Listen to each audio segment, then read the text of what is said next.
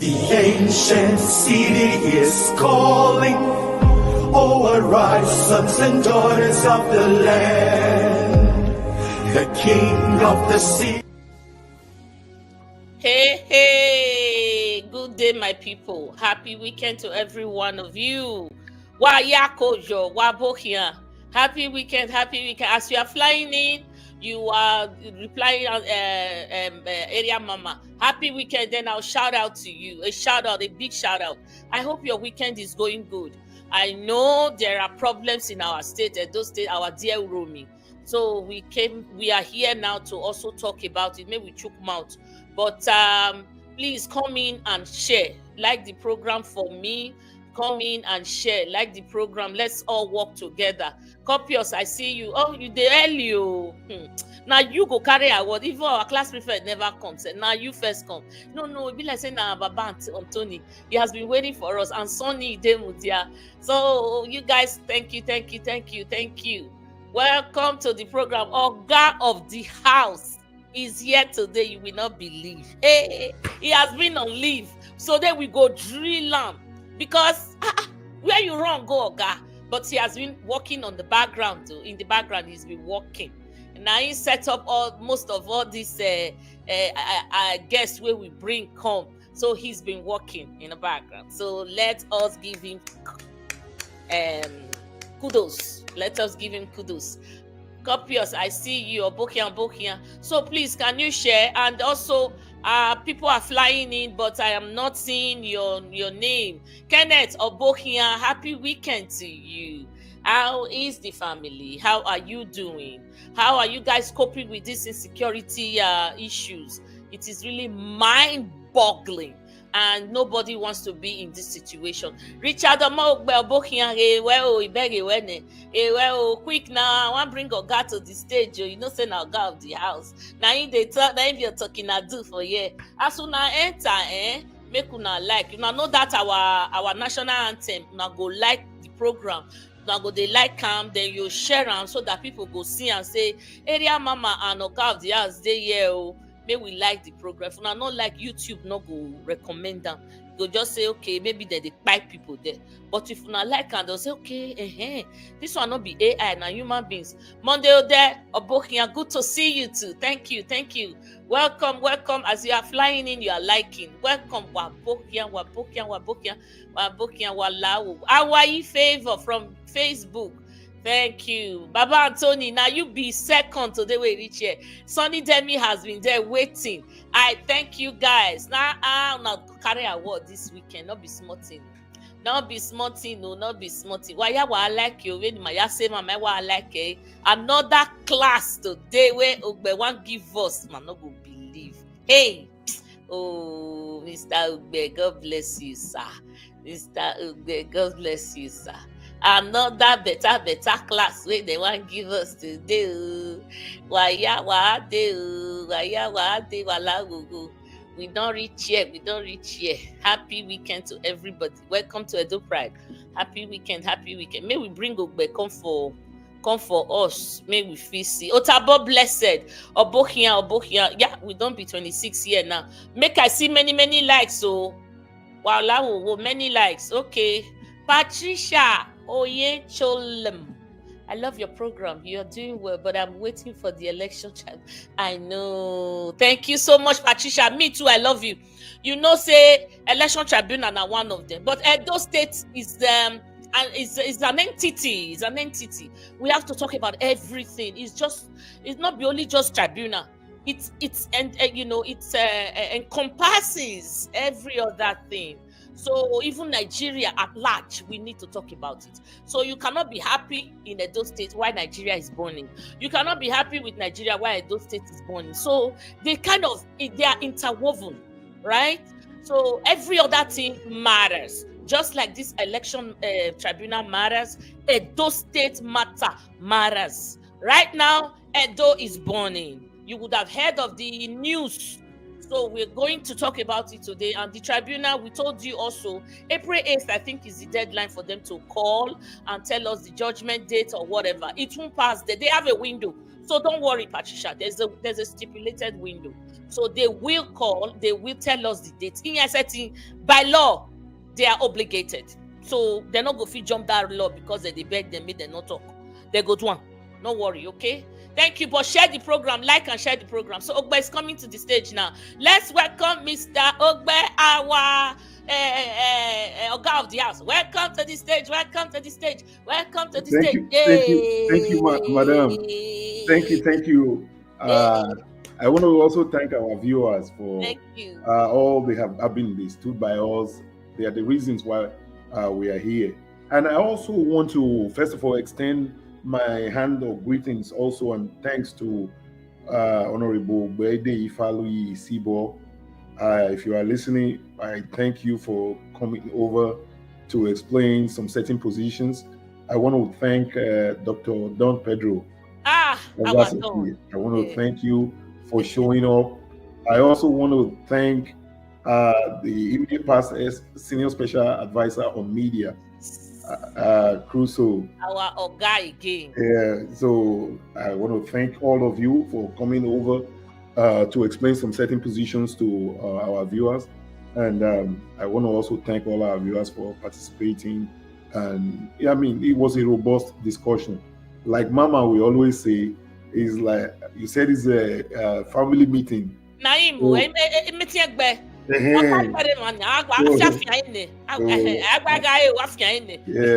I want to thank all of you. It's been robust, and the good news is that everyone that has been here all along, we tell it the way it is. So, I mean, there are videos to buttress our position. So, I want to thank every one of us. And today is another day. And what we are doing, all of us, the listeners and those ones that are people that are contributing, I want to tell all of you that this is how to be patriotic. It is our love for our Edo state that makes us to be here. Today is Saturday. It is not that we don't have other activities that we want to engage ourselves in, but that love, that patriotic citizen that you desire from your own people, that thing that is in us is what makes every one of us to come and explain positions. We are not paid for what we are doing, but the love that we have for our father, we have our relative and people in our Edo state. Our desire is to make Edo state to work. So we are not. This is not a partisan station where you come and listen to a political party trying to breathe down the neck of the people. That's not what we're doing. No. We are here because we love our state. I want to thank all of you. Thank you.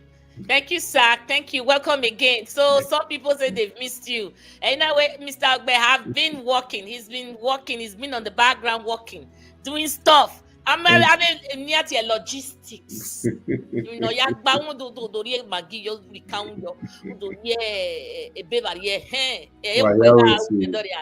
so logistics.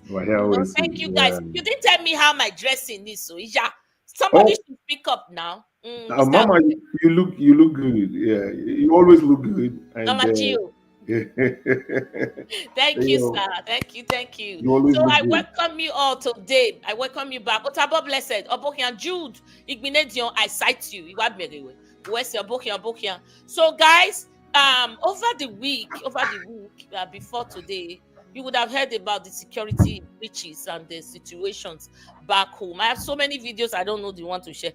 Now I beg YouTube not to come and slack me here because I watch your videos, so I'll mute some.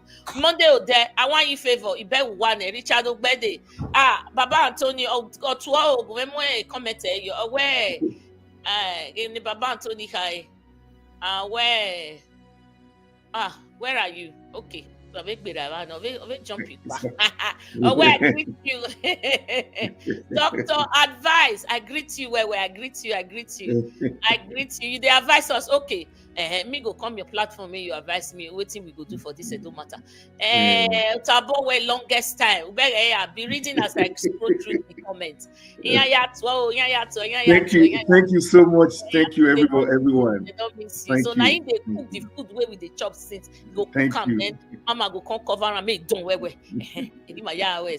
Okay, sir. So moving on with this week program, there's a lot happening to our Edo State and UROMI. So before now, we've been crying, and Monday, Senator Monday, when he got a title by Wagyu, Senator Monday, where he couldn't do anything.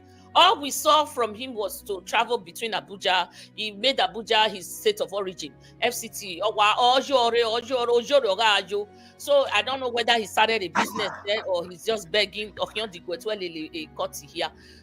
But nothing was really done. Even his godfather, his political godfather, took the matter to the Senate, where we lashed him because they are the root cause of all these security breaches. So though he spoke, let me give it to him. He spoke, but from where is he speaking from? He doesn't stand on he doesn't have that moral crass, that justification to speak up because he caused the problem. He's one of the chief masterminder that brought the problem up, though he spoke. But Monday has not done anything. The people of UROMI has been crying and crying until this very time now that they had to seek for a resort to self-help. So let me play some new videos for you, and then we can talk from there. So this is they caught about 16 of them yesterday, 2 days ago, and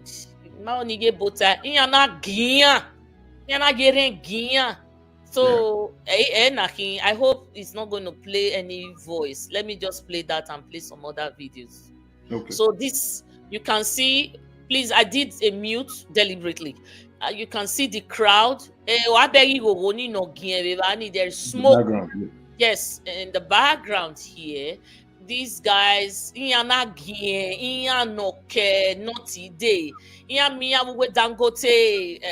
Dangote trailer. So they saw arms and ammunitions with them. So what waiting travel, but at the end of the day, waiting travel. So I may mobile the real news, but so all these people, all this smoking, I hope you guys can understand me. I'm just I don't want deliberately, This is I understand. Yeah. So the YouTube corner. So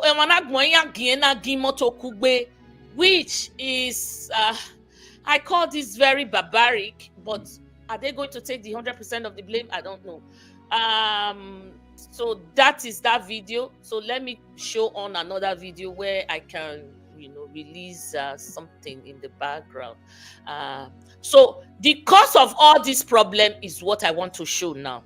I'm just summing it up. Okay, listen to this. The Fukun community in a protest marched to register their displeasure over the killing of a 60-year-old Mr. Laisi Aliu, who was shot dead in his farm by suspected herdsmen on Saturday, and Mr. Bello Obadan, who was previously attacked in his farm. The protesters also marched to the palace of the Onojo of Ukun, His Royal Highness Thomas Aboralo Omojade, to register their grievances.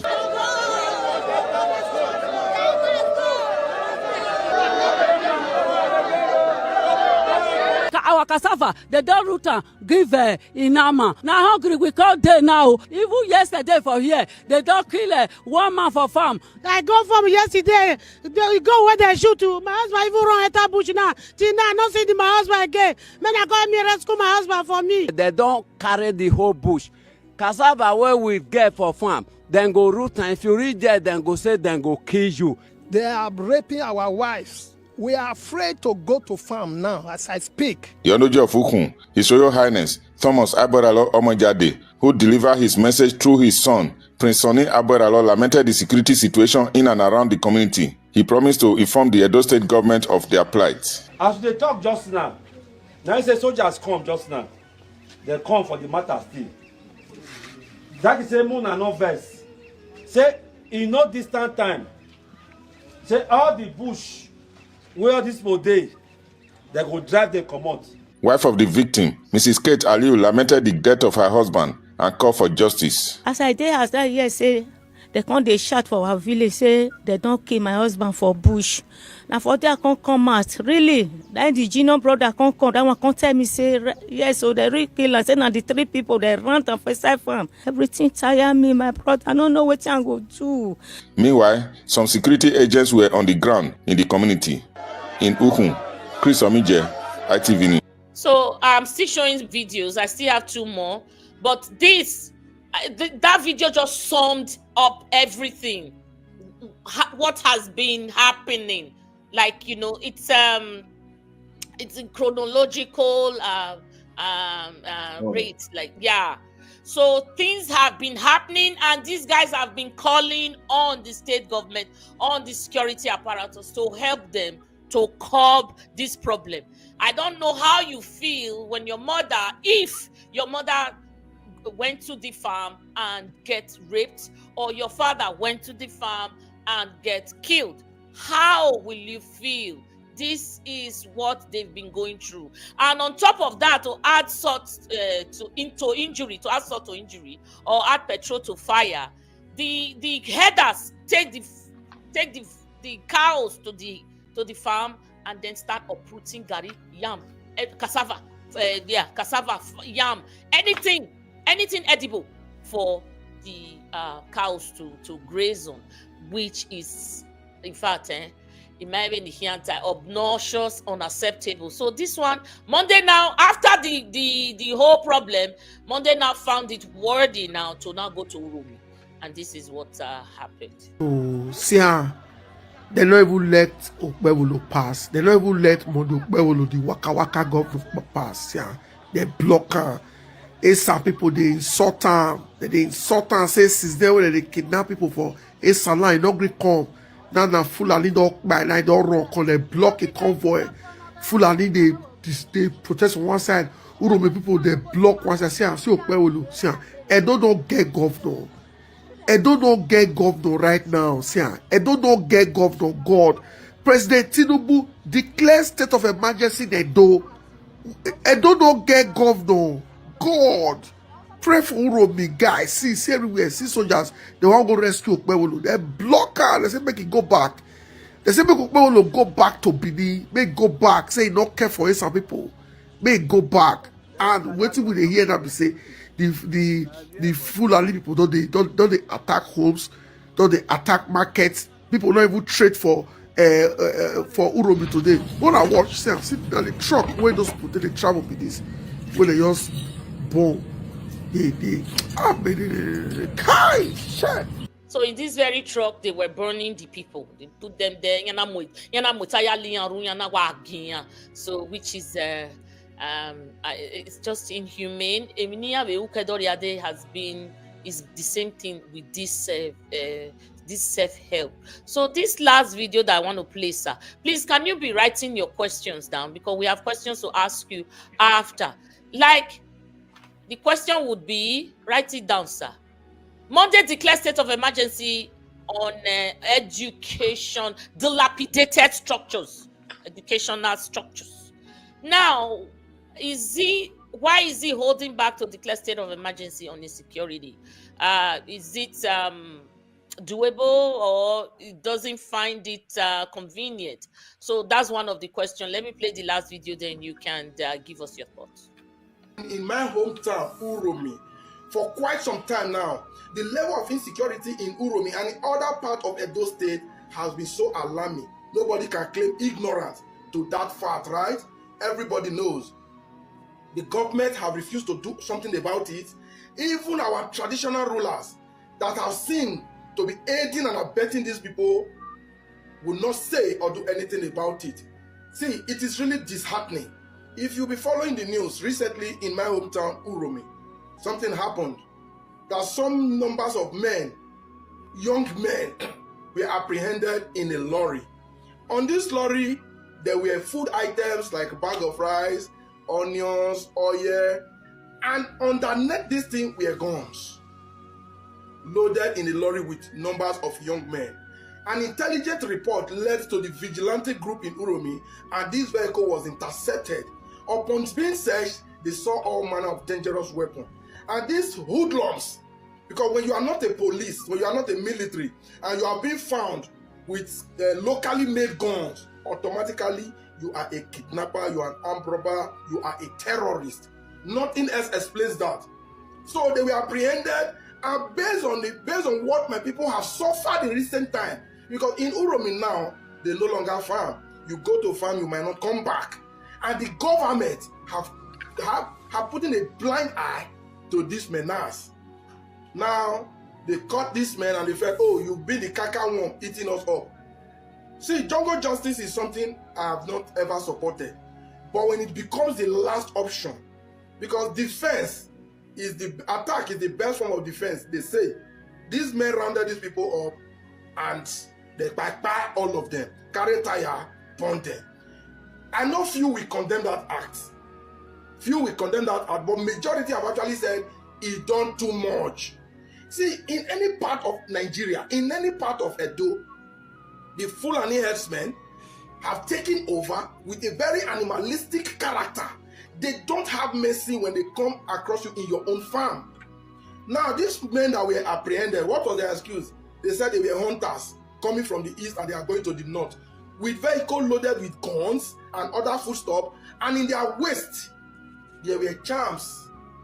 They all have charms on their waist. So if you were not on illegal mission and you are not a criminal, why were the police not involved? But in any case, nothing indicates that they were not kidnappers. So the UROMI people did what they ought should be done. Because if you arrest these people, let's be very frank, if you arrest these people to any police station in Nigeria, they will get home before you. Let a policeman, let any of the security agency come out to challenge me on this video. That they have a Fulani herdsman, they have a kidnapper that have been apprehended and is still in custody, either in the police custody or in prison custody serving jail terms. They cannot find one.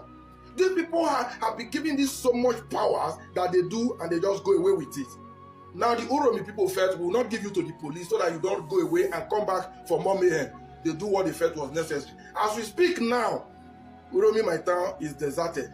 Commercial activities grinded. The not. Okay, so due to time constraints, sir, you start with the last video. The guy is saying they felt that it was needless for the travelers. We don't know what to call them now. The travelers to be arrested, because when you arrest them, before you get home, they're already home. So nothing happens to them. They've been on this security breach for so long, and the federal government or the state government have been overwhelmed or incapacitated. They couldn't do anything. So, your thoughts? Thank you very much. You're welcome, first of all, I want to start with the words of Goodluck Jonathan. Mm-hmm. Recently, he said that it is extremely difficult to wake a man that pretends to be sleeping than waking up that man who is actually sleeping. Benny. So that is how I'm going to open it up. Because when I wouldn't say when the government of Nigeria, from the local government level to the federal government, when they pretend to be sleeping, there's a snake on top of their roof and they pretend to be sleeping. Mm-hmm. It would be really, really difficult to wake them up as compared to that man that just woke up and saw a snake. He's going to be jumping everywhere. So according to the gentleman that just spoke, yes, in a sane society, there is no one that will condone jungle justice. Okay. An eye for an eye. I remember there was a lady that moved my emotion. She's an Asian person. She knelt down in one video some time ago, and I heard her because I don't understand the Asian language. But again, being a Benin person, the difference is very minimal. She knelt down. She was saying "Lahore woo woo," something like that. So I was moved because they had nothing to eat. Their farms were already occupied and on and on and on. So, what this man is actually saying is that as prior to Edo Pride TV, I wrote some piece and I said I did a research at that time. I sent it to Concerned Edo Citizen. That at that time there were about 38 DPUs in Edo State, and that was the time of Buhari. And out of those 38 DPUs, I think there were 34 of them. They were either Fulanese or they were people from the north. I mean, are we a captured people? We are, sir. Sorry, sir, to tell you that it's very it's not sweet to say, but we are captured. Yes. So when you look at things that are happening around our environment, why? I also quickly digress to say I had a tenant in Benin City. He's from Sokoto State, and he was working at NPDC, not NNPC, NPDC. So one day we sat together and we were just having a discussion. Nice, brilliant gentleman. He said he's from Sokoto State. I said, "Oh, that's great. And you are working in, NPDC is a branch of NNPC." And I said, "It's a nice thing to have you here and all that." But I saw, in a subtle way, I said, "Are you sure there's anyone from Edo State that is in Sokoto State that is occupying, that is working in any federal parastatal?" Mm-hmm. He was shocked. Mm-hmm. So I just quickly left it there. So this country is supposed to be our country. Freedom of movement that is guaranteed in our constitution for the people of Nigeria. That freedom of movement is not guaranteed to animals in Nigeria. Over and over again, the Supreme Court has ruled on that the freedom of movement that is guaranteed to you and I can leave Benin City, and if I chose to go to Maiduguri, I can go to Maiduguri. If I choose to go to Gombe, I can go to Gombe because of that freedom of movement. But that freedom of movement is not guaranteed for animals in Nigeria. Otherwise, probably if I take pigs from Benin City and I take it into the streets of Kano, because of the culture of the people, there could be a reprisal. I mean, people could be angry and things could go differently. Because of their culture, they don't like pigs. So again, when you look at all these animals that are in our environment, who are actually the owners of these animals? Is it true? Another question. Yes. Is it true Who allowed that them to come in? Yes. Is it true that someone left Mali and is coming all the way down to almost Atlantic Ocean in search of food? My answer is no.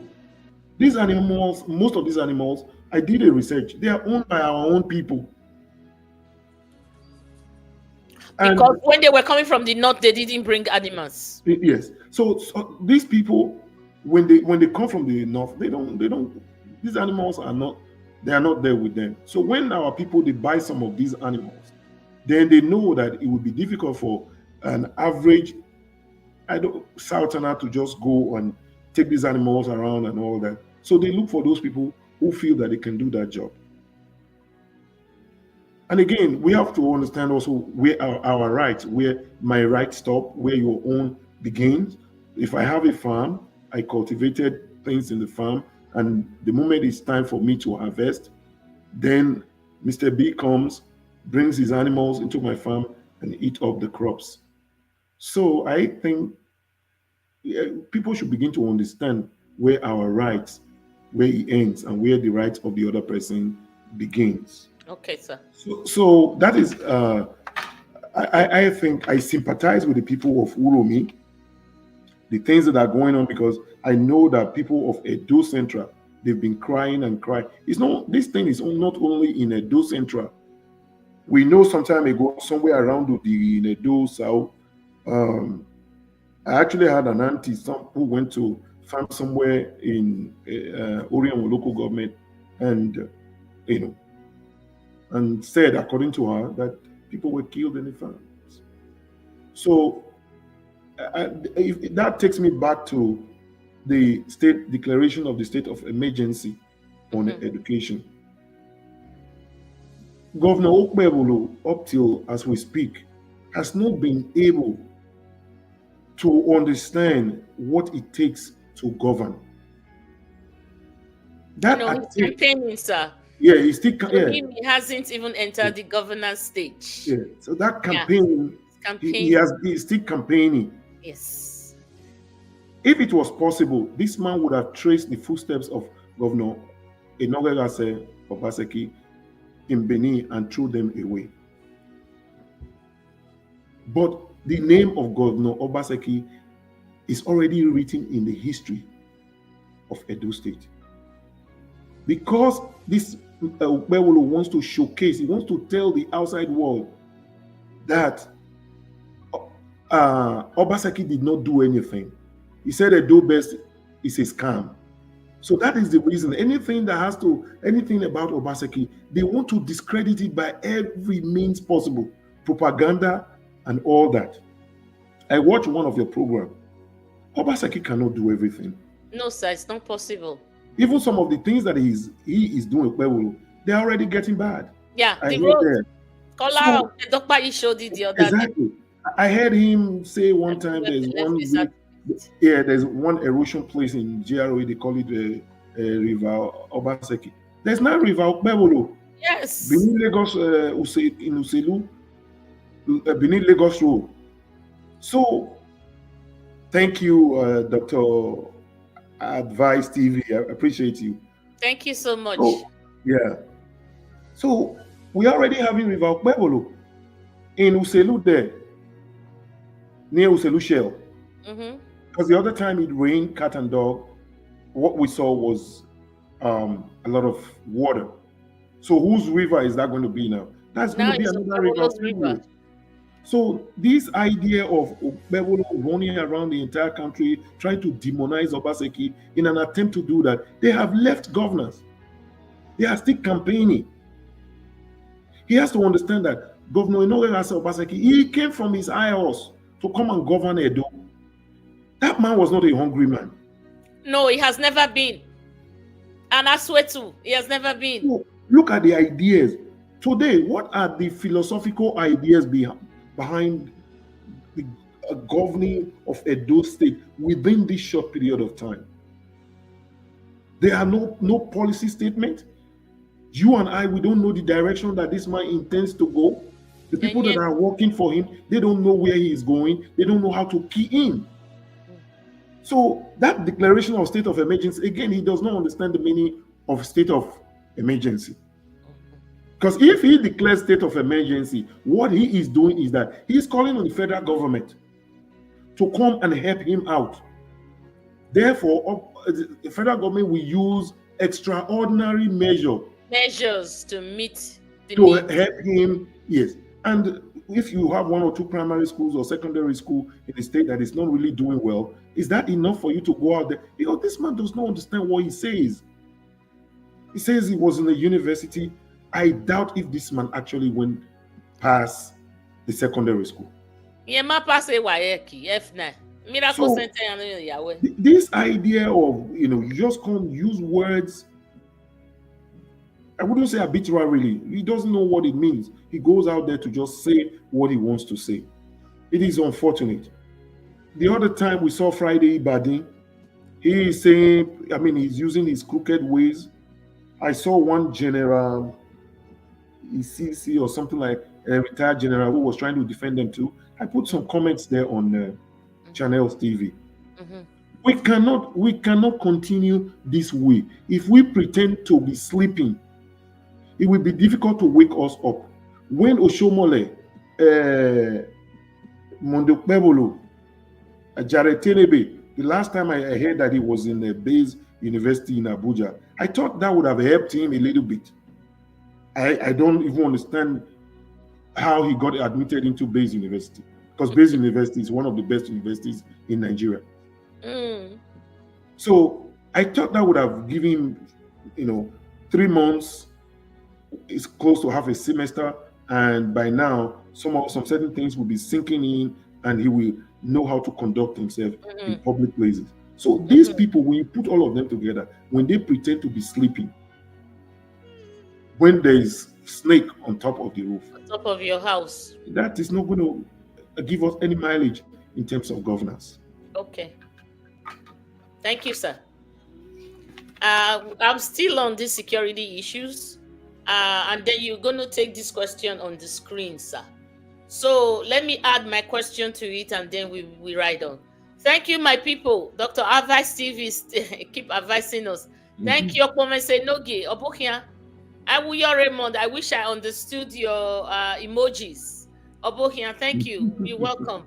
Sonny Demi has a question on the screen. What is Okpebolo Monday doing with the security vote that he's getting? Pastor Izeyamu, why are you not talking about it? Shameless APC. You remember the time of Obaseki's administration? There was no other sentence we heard from Izeyamu. Even when they went to, he was the opponent then, a contestant in that Cuba elections. And they went to the debate, two of them. Very heated debate. All we heard from, all I can still catch till today that I remember. Sorry, but that's how he says it. Yeah, that's how he says it. You know, like he kept saying security vote, security vote. Now, because then he was blaming Obaseki. He's getting this. Why can't he do this? Why can't he do that? Now it's no more Obaseki. Because Obaseki did what he could do with the security vote. We had, at least in before the end of his administration, there was calm. He was able to drive away or, eliminate those security breaches because of what the ideas that he brought in. So now Monday is still getting the security votes. What is he doing with it? That's what Sonny is asking. First of all, I understand that it's only Mondo Bewolo that can answer that question, but I can try as much as I can to infer that most likely this is what is being done with security vote in Edo State. That's a whole lot of money, close to a billion naira monthly. Yeah, a billion naira. When you look around this, when you look around this administration, according to ex-senator Giarai, Nigeria Limited. If you look at since 2015, Nigeria has been going down the drain since 2015. I'm not saying PDP did excellent. I mean, they did their very best. As at the time of PDP, I remember I bought a bag of rice for my mom at about 13,000 naira at that time. That same bag of rice. I don't think those high quality are still even available today, and it's going to be 100 and something. So when you bring it back, that's 2015. Ever since then, we let us look at we've been. Are we moving forward or we are moving backward? Backwards, sir. So Monday Okpebolo, security vote, fine. In the case of Obaseki, we saw a whole lot that he has done. This man, APC came together because they want power. Another thing is to get power. When you get power, the next question is, what do you do with the power? So in Edo State, they stole power. And in Nigeria, they stole power. Yes. Nothing goes for something. You were given power that you did not win. So those people who gave you that power, they gave it to you because they want money. They gave it to you because of money. So there were so many people that were compromised. Because when we saw so many polling units that had there was overvoting. So overvoting means something went wrong. Exactly, sir. If we have 10 people in a room and they were told to vote, so it should be something over 10. If one abstained, it would be 9 over 10. But when we are now having 11 over 10, something is wrong. That's overvoting. So people accepted those results because money has exchanged hands. We saw in the streets of Edo money being given to people to buy votes. So all brazenly. So, and that's supposed to be against the electoral laws. Exactly. Right? So brazenly. Exactly. So when we saw people, they were mobilized to go to Ipoba, people were compromised to take collation from what level? They took it from. There was no collation in ward level. There were no collation at the local government level. It went straight to the state. People were compromised. You have to pay them. So all this security vote, in my own opinion, and the money that Obaseki left behind, and so many other monies that may have come to Edo State all this while, definitely these people, you have to pay them. Some of them might give you this money and say, okay, if I do this for you, this is what I want. So you have to pay them. So I am sure that all these people that were in charge of buying this vote that eventually brought Mondo Pewolo to power. So what is he now doing with the money, sir? He has to pay them first. Okay. He has to look for money somewhere, because when you look at the suspension of local government chairman, it's not about consolidating power. That's not what they're doing now. It's not about power consolidation. What they're trying to do is to pay off quickly those people who gave them money. So this period, this very first 6 months or so, and some people in the same administration who helped put power together and they gave it to Pewolo, they are scared that very soon the tribunal will come up with their judgment, and once that is done, they cannot ask for their money anymore. Therefore, there is that tendency that you have to pay us now, not tomorrow. Yeah. Okay. So you have to pay us now. Give us our money. Give us our money. So all the security vote, that's why you don't see anything happening. Look at the security center that was set up by Obaseki. It's not working. Ibadan came and said revalidation, and from there he said they were all, he said he provided them and they were all kidnappers. These are all politicians in an attempt to ensure that they have enough money to put money together. Okay. Where is Afegwa? I guess they're giving him money in his two hands, so it's quiet. Where's Adaze? They are all sleeping. So, because they've gotten a whole lot of money within this short period of time. I see. But we are the ones suffering. The masses are suffering. Exactly. Yeah, the masses are suffering because that money was not meant for payments. No. It was not meant to pay back dets. Yeah, we have transactional politicians. Our lives and properties. So, sir, in 1 minute, in 1 minute, sir, we're going to go to the next segment. Okay. Would you, with what my Ishan brother said just now, personally, I'm against this mob action, which is the jungle justice. Would you rather, because these people have sought for help and none came? There was no help. So, will you be able to justify their actions, or you still blame them for this jungle justice? 1 second. Okay. Yeah, go on. Just one. Yeah. I will say it in the words of Chief MKO Abiola. He said, when there's a stone coming to a bird, it's so quick that you don't have the time to tell another bird, oh, there's a stone coming. So you have to do what you have to do. Okay. Okay. So thank you, sir. That was very sharp. Apt. Well, very apt. My people, I want to make una join answer this question.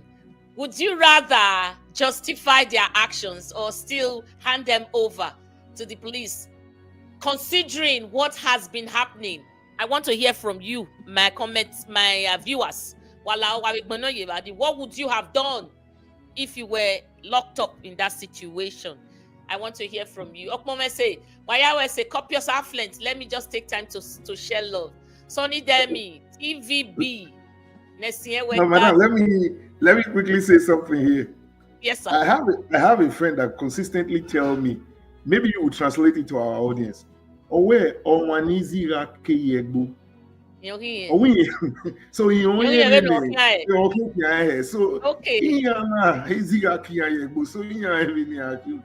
so it's both ways. That's my thought. Yeah, you don't have time to think. The only thing that happens to you at that time is flight fight situation. your system kicks in. Exactly. You are not thinking of anything. You want to be safe. Why you destroy your enemy? I'm not justifying the obsolete, jungle justice is barbaric. But what would you have expected them to do? These guys have been faced with security breach for all this long time. I played some videos for you when we were just kicking off this program. They have been slaughtered. Our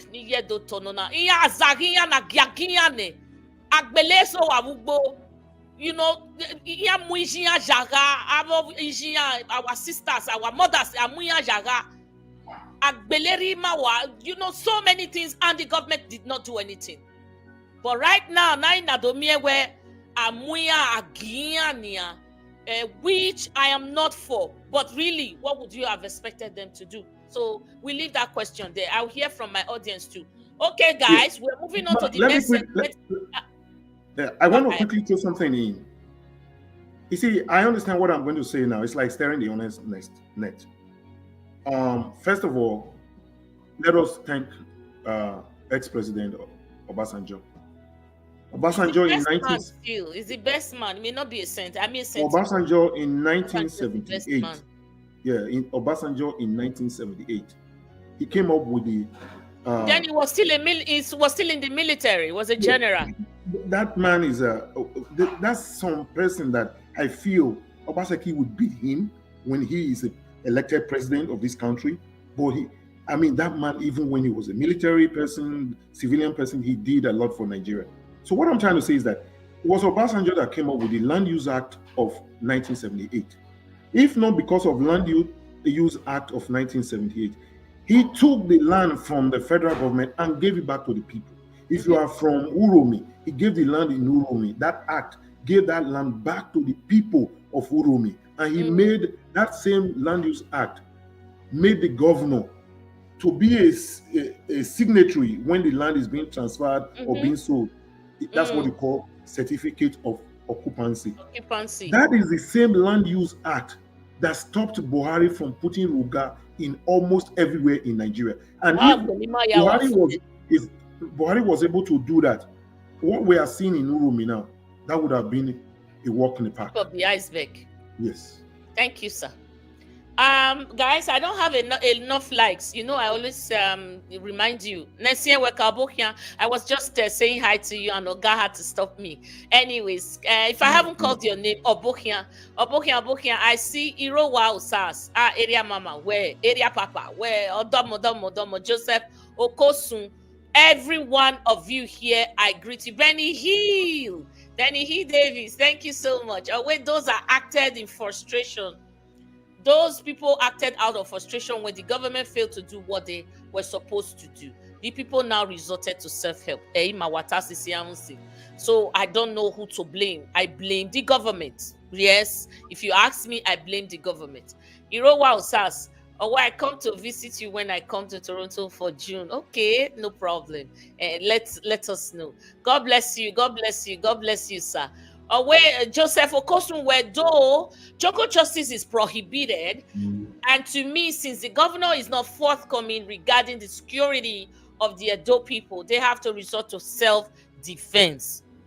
Again, what we are standing for. We don't want jungle justice, but is our question. Okay, so 1 second. Please, if you haven't liked, please, this is the time before we move on to the next segment, and we will run through it quickly so we don't stay here too long. Angela, what did you say? Will nobody from any other part of Nigeria go to the north to do what these northerners are doing in other places? Yes. Anyway, thank you so much. They have taken advantage of us because of our corrupt leaders. The Fulanis think they own the world. It's not even Nigeria. They think they are the first citizens of every country. They own the world. If you allow them 1 inch, they take 1,000 inches. They don't care. All they come for is jihad. Those people, they are soulless. They don't behave like human beings. So I really don't know why they are still allowed. There's freedom of movement in Nigeria, but when you threaten my life, my security, then you cannot move to my place because you're going to buy me. So I will not let you do it. That freedom of movement, Oga said it just now. Freedom of movement is for human beings and not for animals. Animals graze everywhere. Buhari tried to put the Ruga, we resisted. So right now they are using force. They think they are the first citizens. They can do, they can take whatever they feel like. They are entitled. You see that feeling of entitlement. We need to curb it. But I blame the government. I blame the federal government. I blame the state government the most, who has diverted our security vote into payments, into paying back debt that he owes, not about the people and the lives, properties of the human beings that it's supposed to govern. So, Ogasa, let me see how many likes. Oga, have you liked? Yeah. I already liked. You already, let me see. Yeah, if you don't like today, it's $2. And guys, if you want to gift our platform, right down below on your button by your right, there is super chat. Just super chat Doprite TV, and God bless you. Whatever you feel like is convenient for you, God bless you. Thank you to Oga Ogbetu for supporting our channel. He does his own on the side. He doesn't want to do it out. So, but we say thank you, sir, Oga of the house. Now, moving on to the next segment, you want to teach us some geography. We are all ears. Jump in, sir. Yeah. Again, I know it's an opportunity for me to quickly say this little thing here. You see, we model our democracy, we model it after that of the American. See, we have heard about, why is it that the Americans, they carry guns? Everywhere. Yeah, they carry guns. It is the Second Amendment. So that Second Amendment is what actually allowed the Americans to carry guns. And I read some little history about America. You see, it was somewhere, I think it was December 15th, 1791, thereabout. The British, they come and, they were killing Americans. They were trying to occupy America. That's why you don't have the queen or the king in their currency. So they don't have a ceremonial head like here in Canada. So what happened here is that America, they thought about it and say, okay, Second Amendment, let every one of us carry arms. They said, anywhere you see the British on their horses, you just keep fighting them. Why you fight them? That would delay their incursion into mainland America, because they were coming through New York, Pennsylvania, near the coastal areas. So they carried those guns and they were able to fight. It was something that was done to help fight back the British. My question is this, because again, we pretend to be sleeping. Look at what has happened in the Northwest, the Northeast. Now we are looking at Edo State, Fulani headsmen, because we have not been sincere in Nigeria. That is the reason why the Fulani headsmen has been able to come all the way down from the north into Edo State. Not even Auchi area near the border with Kogi. I think they come through the Kogi. Yeah. So now they are into the hinterland. Yeah. So unfortunately, because of the fact that our government does not want to respond to the emergency that is affecting, security emergency that is really affecting us. So why did they suddenly just wake up now? No, they just they just suddenly know. In another 2 weeks or 3 weeks, you are not going to hear anything again. The killings will continue. Okay. That's our government. You just quickly do window dressing, quickly, and that's it.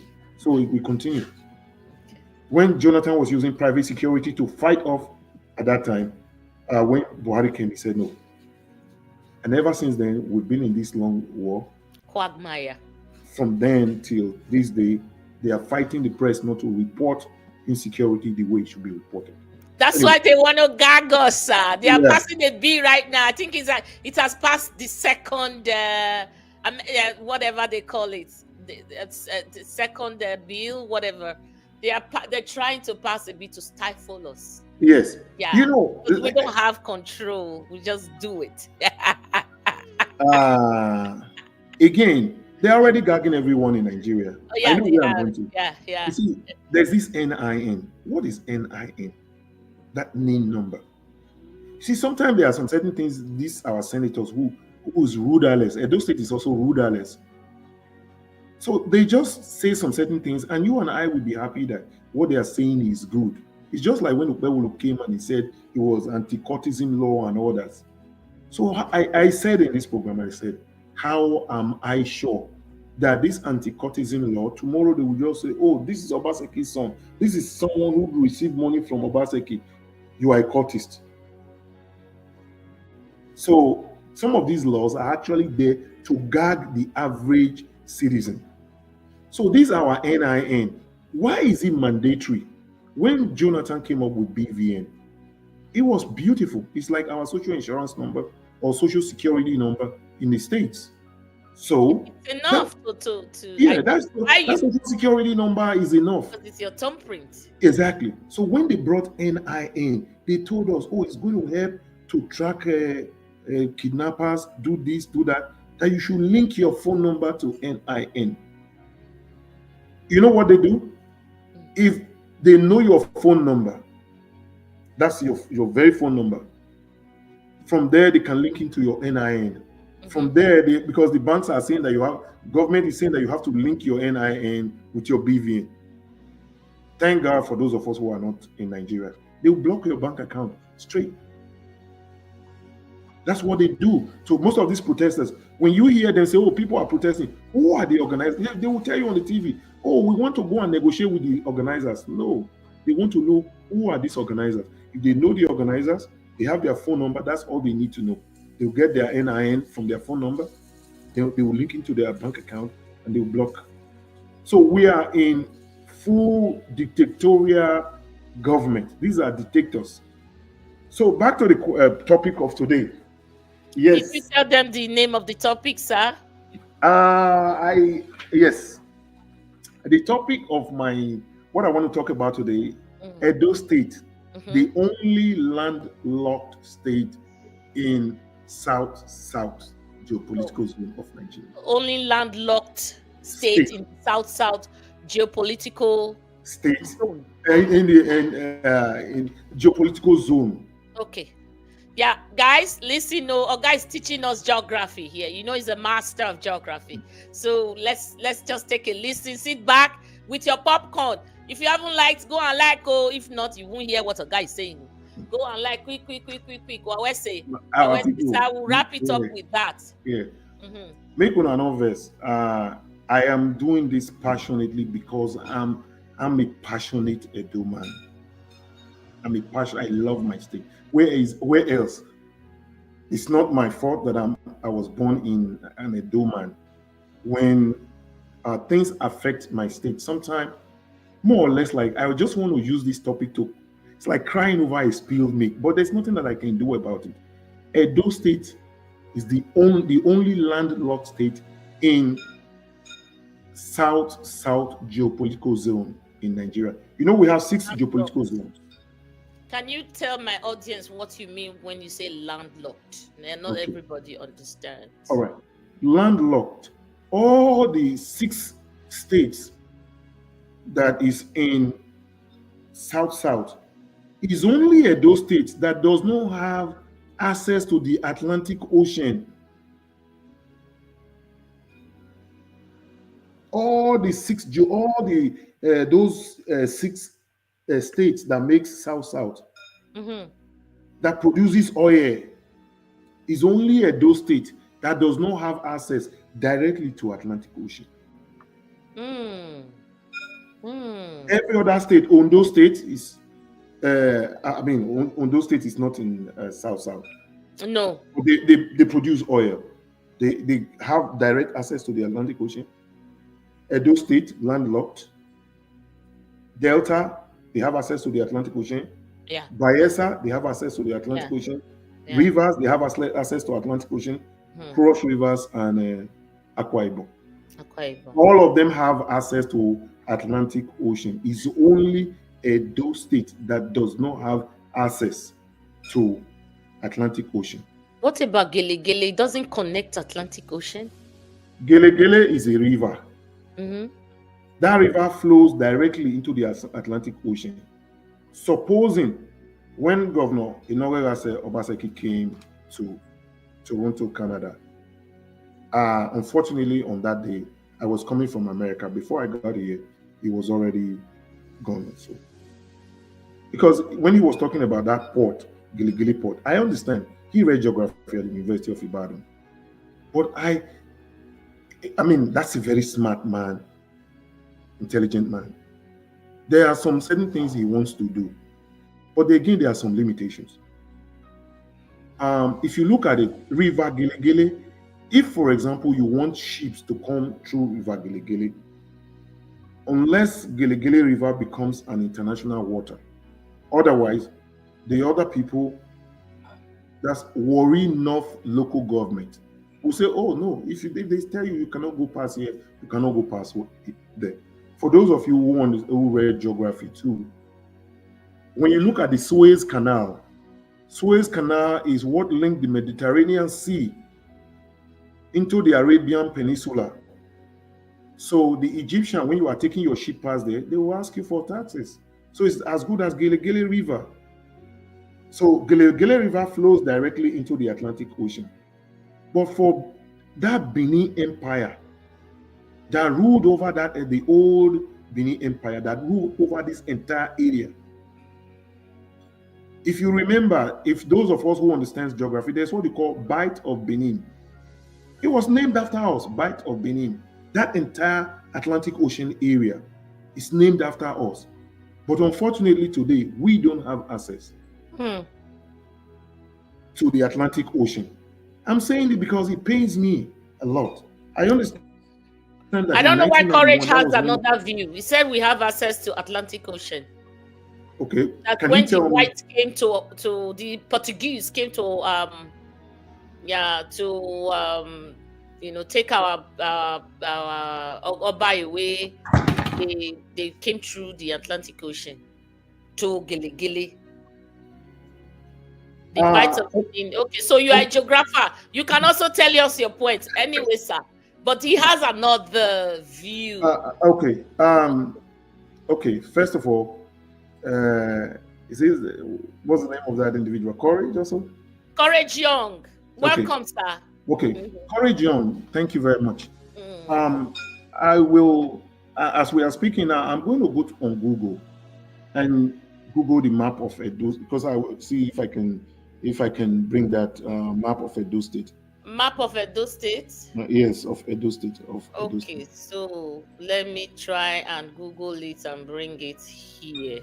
Yeah. So why will map of Edo State? Google. What happened? Okay, I have it here, but the copy that I have here. So this is a very, very important topic. Like I said at the beginning of this program, whatever we say here, we try as much as we tell you the truth, the way it is, and nothing else. Okay, I do have a map of Edo State here. You do? Okay. But yeah, I have a couple of them, but I'm just looking for one that. Okay, I don't know if this one. Okay. Okay. Okay, Mudia, I do have it. I'm going to put it on the screen. All right. So if you look, okay. So if you go and look at Ovia Southwest, I'm making it bold. Ovia Southwest in the east side here. Yes. Can you guys see it? Say yes or no. I made it bold for you to see. Can you see it, sir? Yeah. At the screen. Okay. Ovia Southwest is here. Near Ovia Northeast, Ego, Oredo, Ikpobaoka. So when you look at that Ovia Southwest, so that area of Ovia Southwest, south of that Ovia Southwest, what do you call that? Okay. So let me go back to my own map here. So just Google Gili Gili River. You will see the river going through Warri North local government. Gili Gili River. Yes. Mm. So Ovia Southwest is where it comes from and went into the Atlantic Ocean through Warri North local government. Mm-hmm. So it's Edo State part of Warri North. And I also want to tell Mr. Courage Young that do you know that Delta State has a border with Ondo State? Yes. So if he has a border with Ondo State and they took all the areas along the Atlantic Ocean, then where is he saying that? Where is the is Gelegele? So I think I'm sorry, Mr. Courage, you have to have a good understanding of the geography of our Edo State. Because if you look at Edo State the way it was created, Edo State is the northern part of Delta State. Northern part of Delta, we are learning. Exactly. So Delta State occupies the southern, all the areas around the Atlantic Ocean. Wow. So if we are north of Delta State, so how comes now that we have an access to Atlantic Ocean? I understand the historical perspective he's trying to say. Yes, J.R.O. Philip came to Edo, Benin City, through River Gelegele. There's no doubt. Uwoton, Egbama, and those areas. So sit tight, Courage, and listen to what I'm saying. In 1983, to be precise, August 19th, there was a Supreme Court judgment that gave that entire Gelegele area access all the way down to the Atlantic Ocean and gave it to the Beninese. It was our Oba Nedo Oba Akenzwa that assert his claim on those areas, that this area, they are Benin land. So in 1983, August 19, Supreme Court led by Justice Muhammadu Lawal Uwais, it was 4 judgment to 3, and actually gave Edo, that's we the Benin speaking people, he gave it to us and said that is our land. My cry today is, when Babangida was creating Edo State and Delta State, what happened to that Warri North local government? The axis. Yes. Why is it that Edo people, they were not given? Don't forget that, yes, these people, this area, they are occupied by Ijo. We, the Edo people, call it Uzon. We use Uzon Matian. Uzon. Yes, Uzon Matian, but we know that it's Ijo. This area is occupied by, primarily occupied by Ijo people. So my grouse today is that area, I said I'm crying over a spilled milk. That area of that the Supreme Court has already settled and said it is for us. Why is it that in the creation of Edo State, they did not give us that area so that we would have access to the Atlantic Ocean? Yes, including the Gelegele River itself. So that brings to question, who are our political leaders at that time? Because this idea of we are talking today, no insecurity, we don't have a sense of purpose, we are rudderless. For example, what is happening today in the current political scene,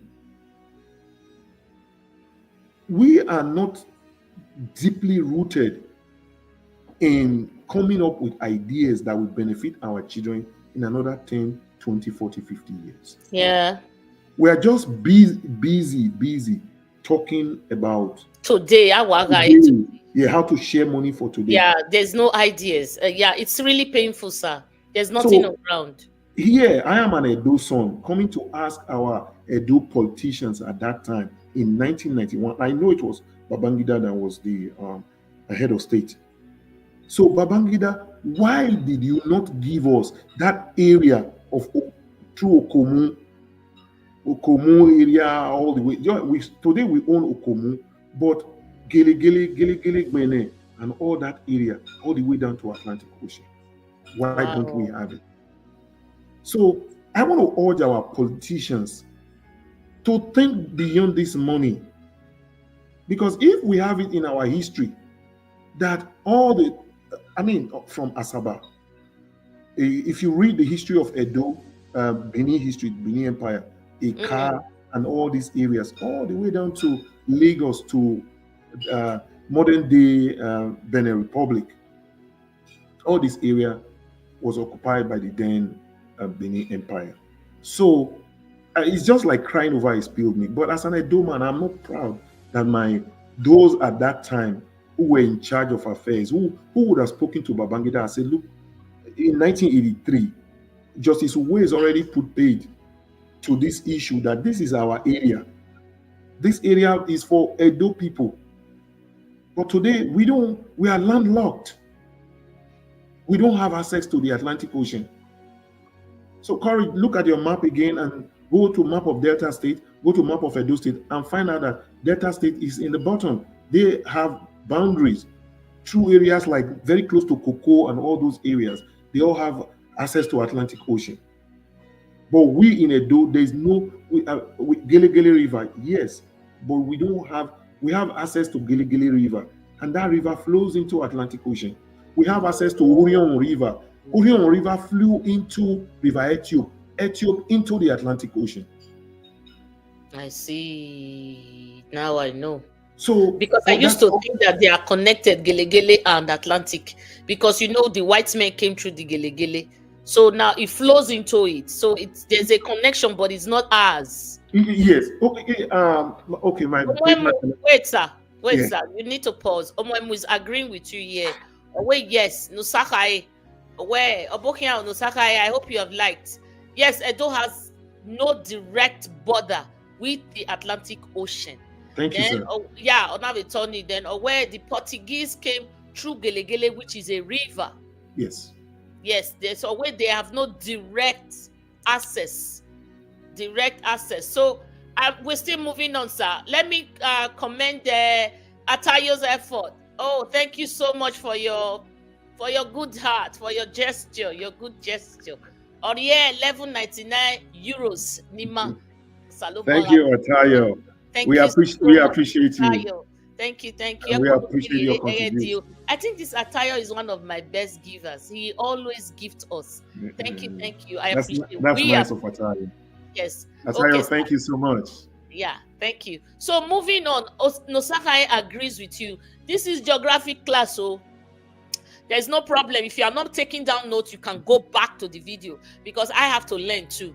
So now what I used to believe was Gele Gele is connected to Atlantic Ocean because it was just easy to think that way, that when the whites came, they came through Gele Gele Sea, that port. But now you're saying, no, we are landlocked. They flow into, Gele Gele flows into Atlantic, but there's a boundary. Yes. Okay, so keep going, sir. Yes. So if you want, for example, to put a seaport in Gele Gele, so to say, you will have to dredge Gele Gele River. Yeah, we have to dredge it. If you don't dredge it, then it will almost be impossible because that river is not big enough. The depth is not big enough in order to have ships coming in there. Okay. So I want to, you see, that's why I was making an example with the Suez Canal that goes through Alexandria in Egypt. So when you look at it today, you and I from here in Canada, if I want to ship a vehicle to Nigeria now, this is where the federal government also comes in. That's the question I wanted to talk to Obaseki when he came here way back then when he was governor. If I want to ship a vehicle to Nigeria now, I have only two options. Is that either I ship through Apapa Port, Apapa or Tinkan. They are both in Lagos. Yes. So it's like you are buying a ticket now. You want to go to Nigeria. You have three options.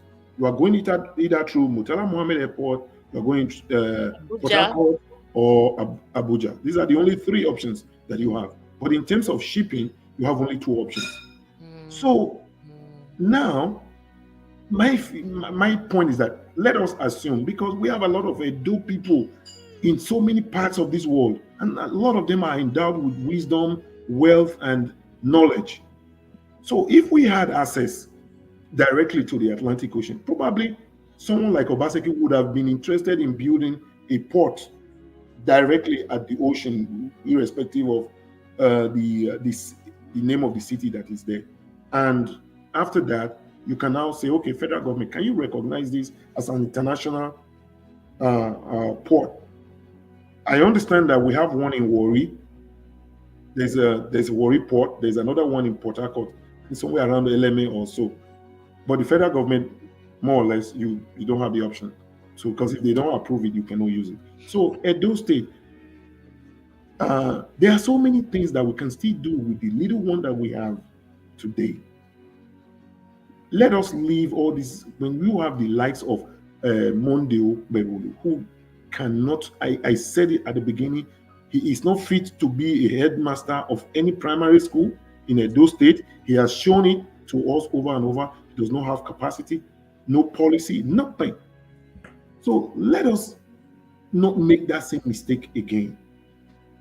Let us not make that same mistake again. Because today, when you look at us, we look like a conquered people in Nigeria. We are conquered, sir. When you look at very sad, but we are. Look at the one man makes a declaration and it becomes the constitution. It becomes a law. Yeah, look at the governor of a sovereign people. These people like Mondokbe who don't understand the meaning of sovereignty. They don't understand when they say constitution, because without the people, you don't have sovereignty. Without the people, you don't have a constitution. Monday Okpebolo is thinking that he draws power from Abuja, Tinubu. The answer is no. You don't draw power. You don't draw power from Tinubu. You draw power from the Constitution of the Federal Republic of Nigeria.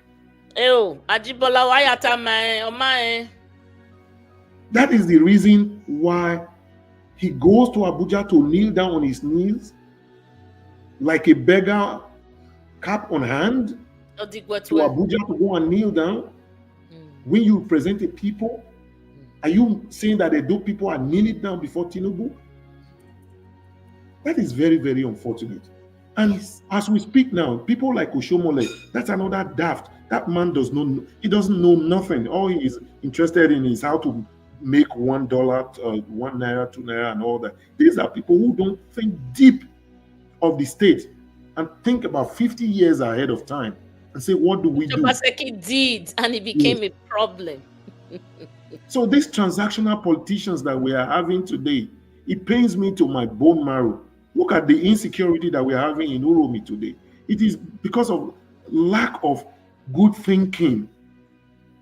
Because these governors or these, again, when you look at the entire Nigeria, how many governors do we have that is really as articulate as Obaseki? I don't see that much. All of them is just after their pockets. Anywhere but left face. Because this man told Tinubu, you are printing money. Ways and means, you are printing money. Every other person was quiet.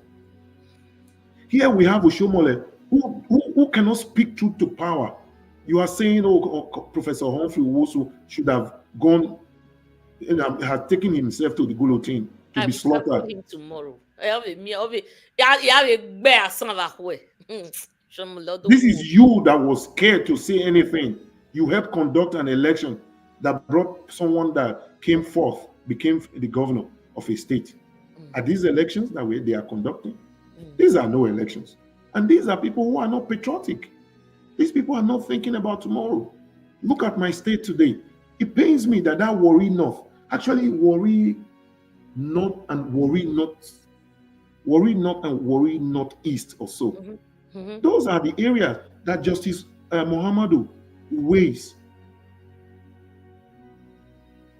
said it was for Edo. So I don't understand suddenly how he went to Delta State. We have coexisted with these people for a very long period of time. And again, that goes back to, that's the area that I always try as much as I can not to talk about.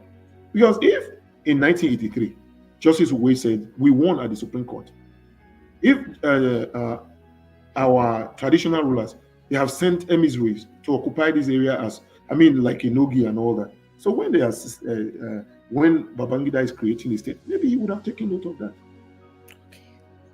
Not until Obaseki. Yeah, it's Obaseki. Actually, the extreme south end of Ovia Southwest and Ovia Northeast, the southern side of those two local governments, they are occupied by our Ijaw brothers. Till today, in those states, those areas are occupied by our Ijaw brothers. We don't have any problem with it. We've been coexisting for hundreds and hundreds of years. But is those states, we still have that our borders around there? Yes, that's. I think Obaseki tried to like reinstate something for those. Yes, he bought them vehicles and all. Actually, that area was more or less becoming like an ungoverned space in Edo. It was. So when Obaseki came, he brought government to them, recognized the traditional rulers in those areas, and make them to function within the political system in Edo State. Okay. So we have one question for you, but I want to run through the comments. Yes. Irowa before, was it Irowa? Atayo, thank you.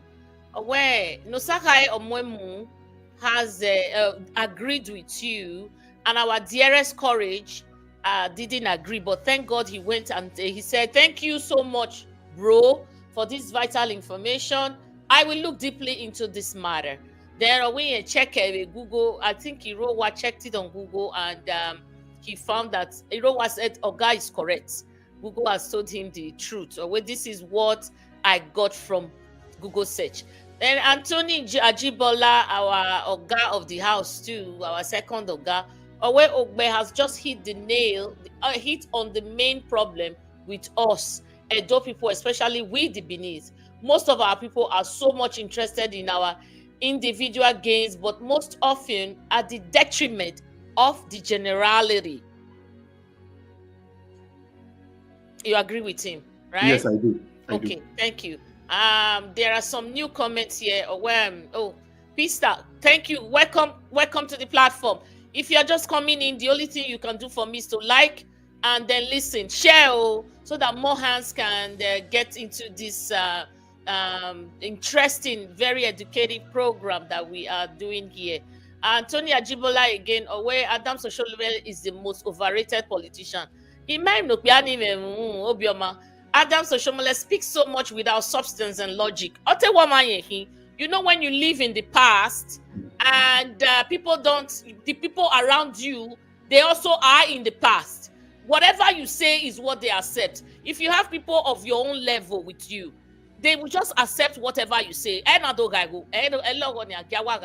So that's what Oshomole is still there, living there in the past. There forward. So TVB, our Monday is a disgrace to over 6 million Edo people. We have now become a subject of mockery across Nigeria. Ode where it was Buhari that was printing money. Yes, yeah, we know. Obaseki told him to his face, ways and means that we're going to fall into trouble, and we did. We're so unfortunately that these people are representing us. Sir, my question, and I don't know the question that our audience have, but my question is, now that we have been locked in, we are at a disadvantage, right? Yes, I agree with you. So what is the answer to this imbroglio? Yeah, I don't know. Yeah, you see, that's why I said crying over spilled milk. I'm as an Edo man, I'm crying over that spilled milk. So because we can never have it again. Yes. And again, go and look at Delta State. They have, someone can correct me, please. I'm not very sure. My brother Eric, I greet you. Thank you very much. I appreciate your class prefect. Thank you very much, my brother. So I said at the beginning that crying over a spilled milk. If you look at our Delta state, they have close to about 25. I'm not very sure. Someone should not take me. Please don't take me on that. I think it's about 25 state. Local government. They have about 25 local government. We have 18. Someone again, please, because whatever we say here, we try as much as we can to tell you this is the way it is. I'm not coming here to give you some adulterated information that I'm not sure of. If you look at that same map of Edo State, go and look at Bayelsa State. Bayelsa State has about 11 local government. Orion local government is bigger than Bayelsa State. You see? Orion Why are we so unfortunate, sir? Again, our people, the kind of politicians that we have produced over the years. They don't think. Because if we don't begin to think about our people, we are thinking about our pocket or how we are going to build some skyscrapers in somewhere. I don't know where they take their money to. So when we don't think about our own people, when we are not patriotic, because at the beginning of this program, I said that this is a place where patriotic Edo people, patriotic Nigerians, people who really genuinely love Nigeria. If you look at the song, is it Agbo somewhere where those ladies were singing? It was for me. I see it was you did a program on that. It was a referendum on this government. Which one, sir? Where they were singing like Your Mama Be This and the other one. That's the best song of the year. That MC not know Mama. It was a referendum. UROMI cannot represent that symbol. Yeah. It was a referendum.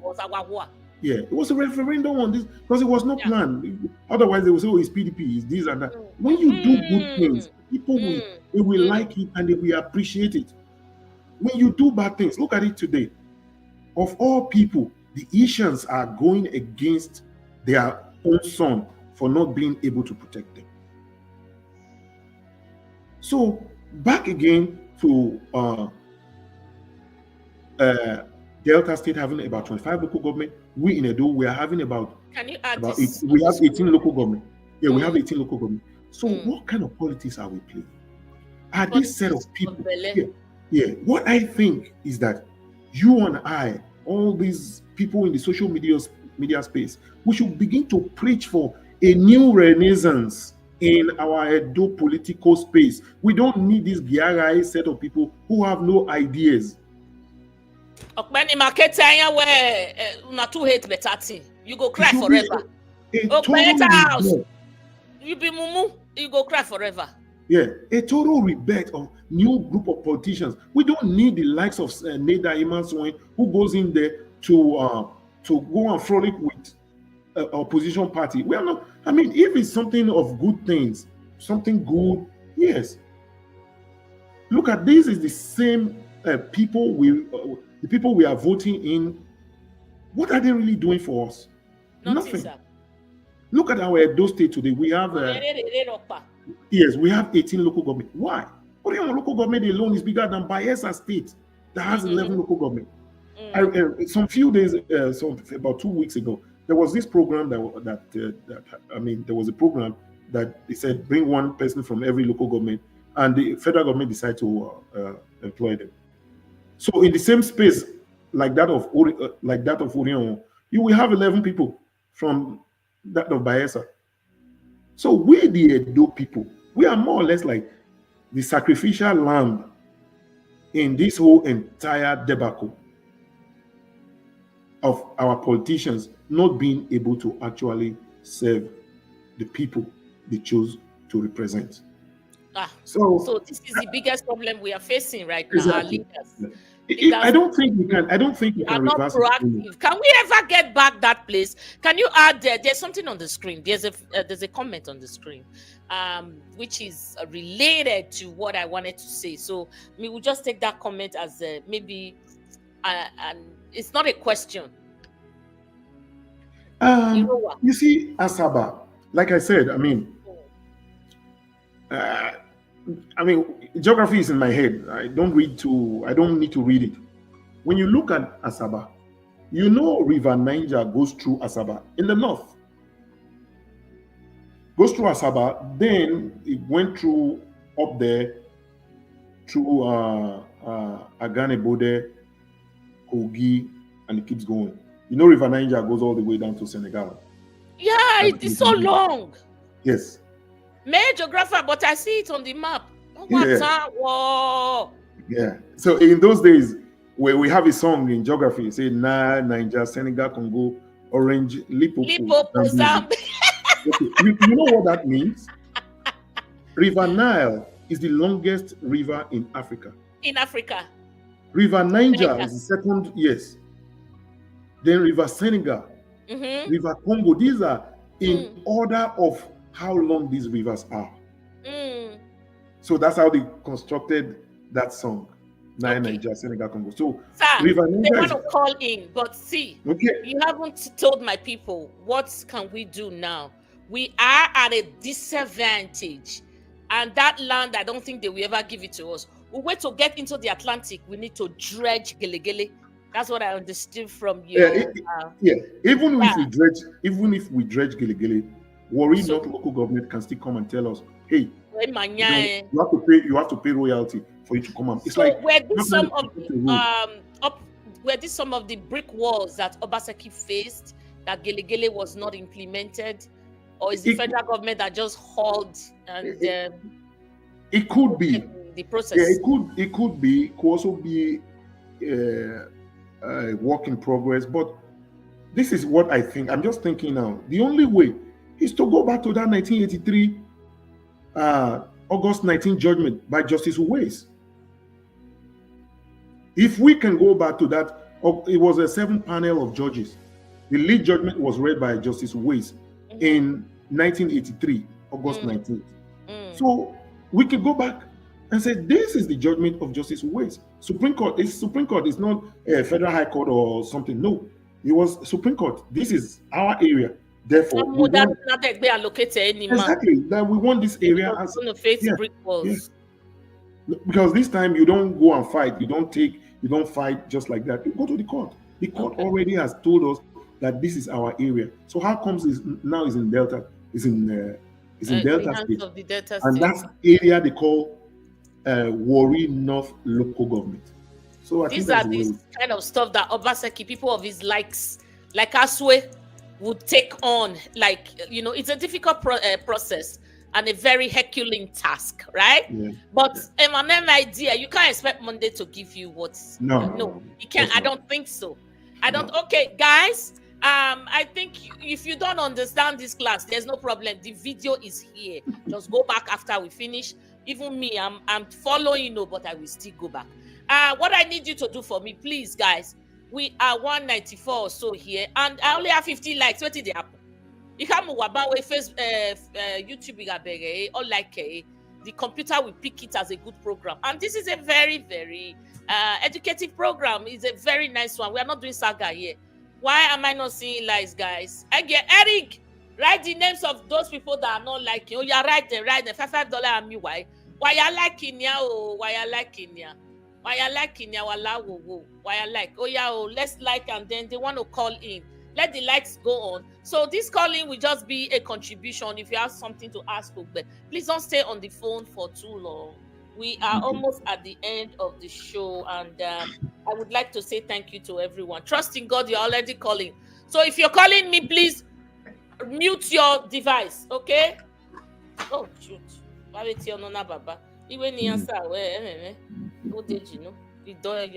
Okay, trust in God, please call. I want to see more like 69. Okay, we are now 190, and the likes are 69. Ooh. Go on. Please. Somebody is on the line for you, sir. Just hold on. Okay. Hello, my brother. How you doing? Obota, sir. Domo. Yeah. Okay, anywhere? Where are you calling from? I'm calling from Ireland. Very nice name, Ugiamie. Who I talk by. What's your? Yes, I love that name. They are my in-laws. Yes. When I penny lo ado hion tien marihin, atien bia. Yes. Yes. Yes. We are war. Thank you. Thank you, sir. Now make enough fast forward it. Now. What be your question? Joe Asemota, I see you. Where say? Okay, what be your question? My question is if we should refer our memory back during the days of UPN, right? Mm-hmm. Because I was hearing when your host, Mr. Ogbe, how to recall Netherbank. You see, 99 generation politicians have come to spoil what they call democracy, because during the time of UPN, right, the party financed the candidates. And the candidate will actualize the manifesto of the party, not you as a candidate. Mm-hmm. A candidate has no right of manifestos. It's the party manifestos. That is the reason Ambusali Prof was able to actualize nearly 75 to 80% of UPN's dream as a political party.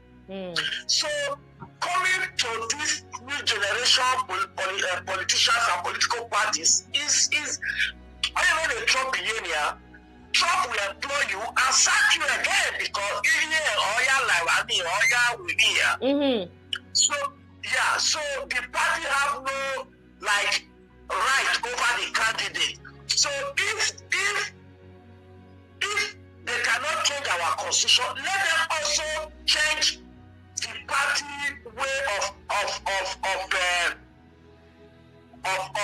democracy. Like, parties should bring out their manifestos, not candidates bringing out manifestos. So in that process, the party now can recall, not you as an individual. The party now can recall their candidate, because if a Labour Party was the one that supported Neda, with this misbehavior of Neda, Labour Party can say, okay, you did not go there to represent the manifesto of the party. I see your question. We are recalling you back. Yes. Not individual coming say we want to recall. What right have you? Okay. It's the party. It's the party that have that autonomous power. Okay. You know? We'll see. Okay, just listen why he tries to tackle it, okay? Listen. All right, I do. I just came in and I saw that you are online. We'll see, Kakabo. Share, may you like him. Okay. Thank you. Yeah. Ogasa. Yes. Head on. Thank you, Mr. Ogiamie. I really appreciate your question. And also, I understand where you are coming from. Basically, what you are talking about is campaign finance. Campaign finance. I want to give a lot of credit to the likes of Osita Chidoka. He is the head of this Aitana Center. See, people like Osita Chidoka, they are trying to put pressure on our elected assembly to ensure exactly what you are saying now, that no individual should be able to finance themselves. They shouldn't finance this party, nor finance themselves. The party should be the one that they will finance you. What Mr. Ogiamie is talking about, remember in those days, UPN was one of their cardinal points was free education. If you remember, I remember. So they had free education. So when you win, if you win election as a UPN person, compulsorily, you have to work for, part of the things that you have to do is free education. You can add one or two little things here because of your ingenuity, but free education is a must. It's compulsory. So, but today, if you ask me, what is APC? What do they want to do for Nigeria? What are their cardinal points? Nobody knows. It's to destroy Nigeria. So they just come together and say, okay, fine, we want to we want to rule. You want to rule, okay, fine. You want power. Now you have the power. You grabbed it and you are running away with it. But what about our country? Are we really happy as a people? The answer is no. So for those people like Osita Chidoka who are taking pain to put pressure, and even INEC too, they are even saying INEC. I've been saying somewhere in these political reforms some time ago that these candidates should be able to tell INEC where their funds are coming from. It is time for us as a people to begin to demand this. A lot of these politicians that don't have, they are rudderless. They just come there. They have a political godfather who brings them there. So their agenda will be how to take care of their political godfather. They don't think about the people. Okay. What is Okpebolo's agenda? What is what is their agenda? This APC. What's their agenda? What do they intend to do? Today we are having people jumping ship because of money.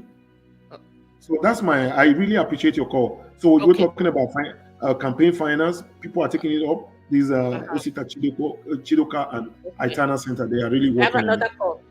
Okay. Hello, sir. We're online now. Yes, we are online. Are you? We are live. So, are you contributing?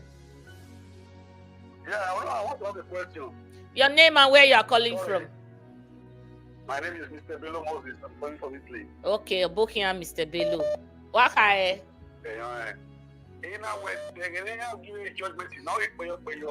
Okay, a judgment. Yeah, okay, Oma. Okay, well, why not the Mr. Ogbe because judgment they have a stipulated time. Okay, okay. Sir, where there any judgment here? That's another Mr. Bello, yeah, thank you. You know, these things has a stipulated time. The time for Okpebolo to present his case, defense, and everything is fine. But I am very optimistic that the first week or second week of April, the tribunal, they don't have a choice because this is these are time bound. That's what you call sui generis. It's time bound. So because it's time bound,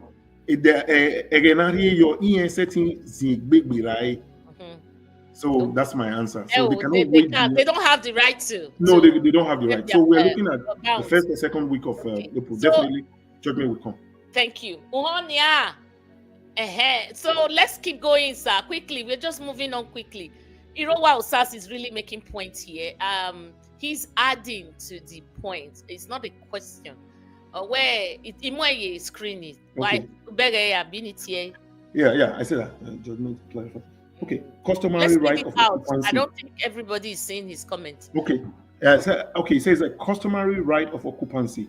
The judgment clarified that the individuals who occupied land before the enactment of the Land Use Act retained customary right of occupancy.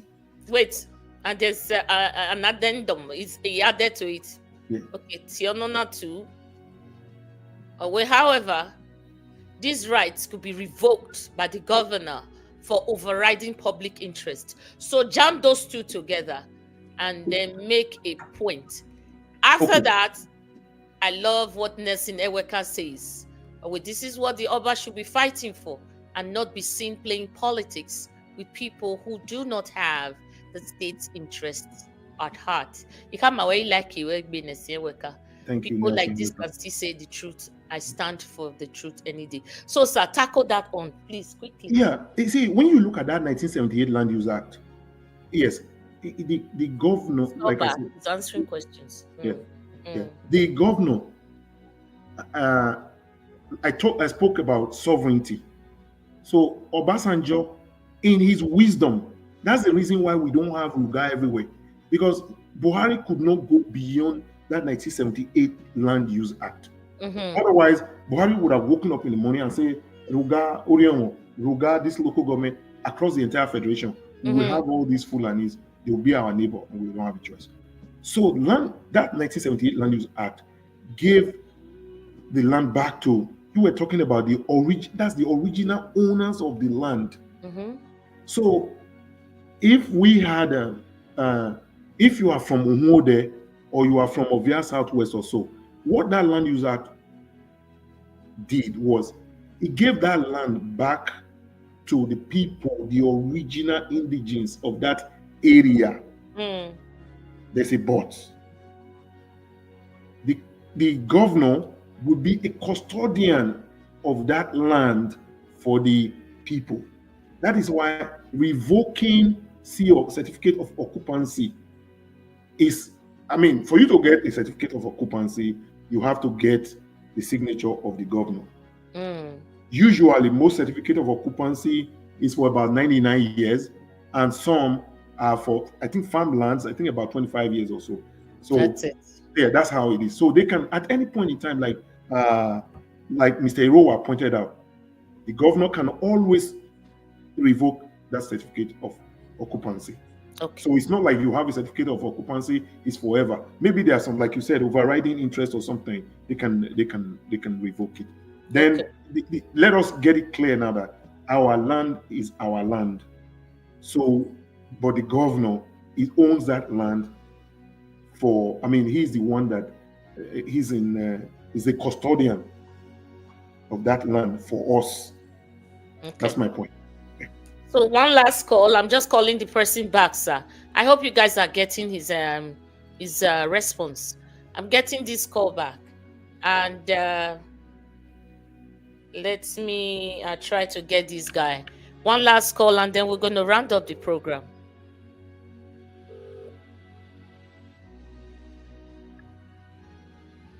Hello, my brother. Yeah. Thanks for calling. Your name and where you're calling from? Yeah, hello, Peter. Okay. I'm calling from UK, precisely London. Aredo Peter Obokia from UK. So what's your contribution?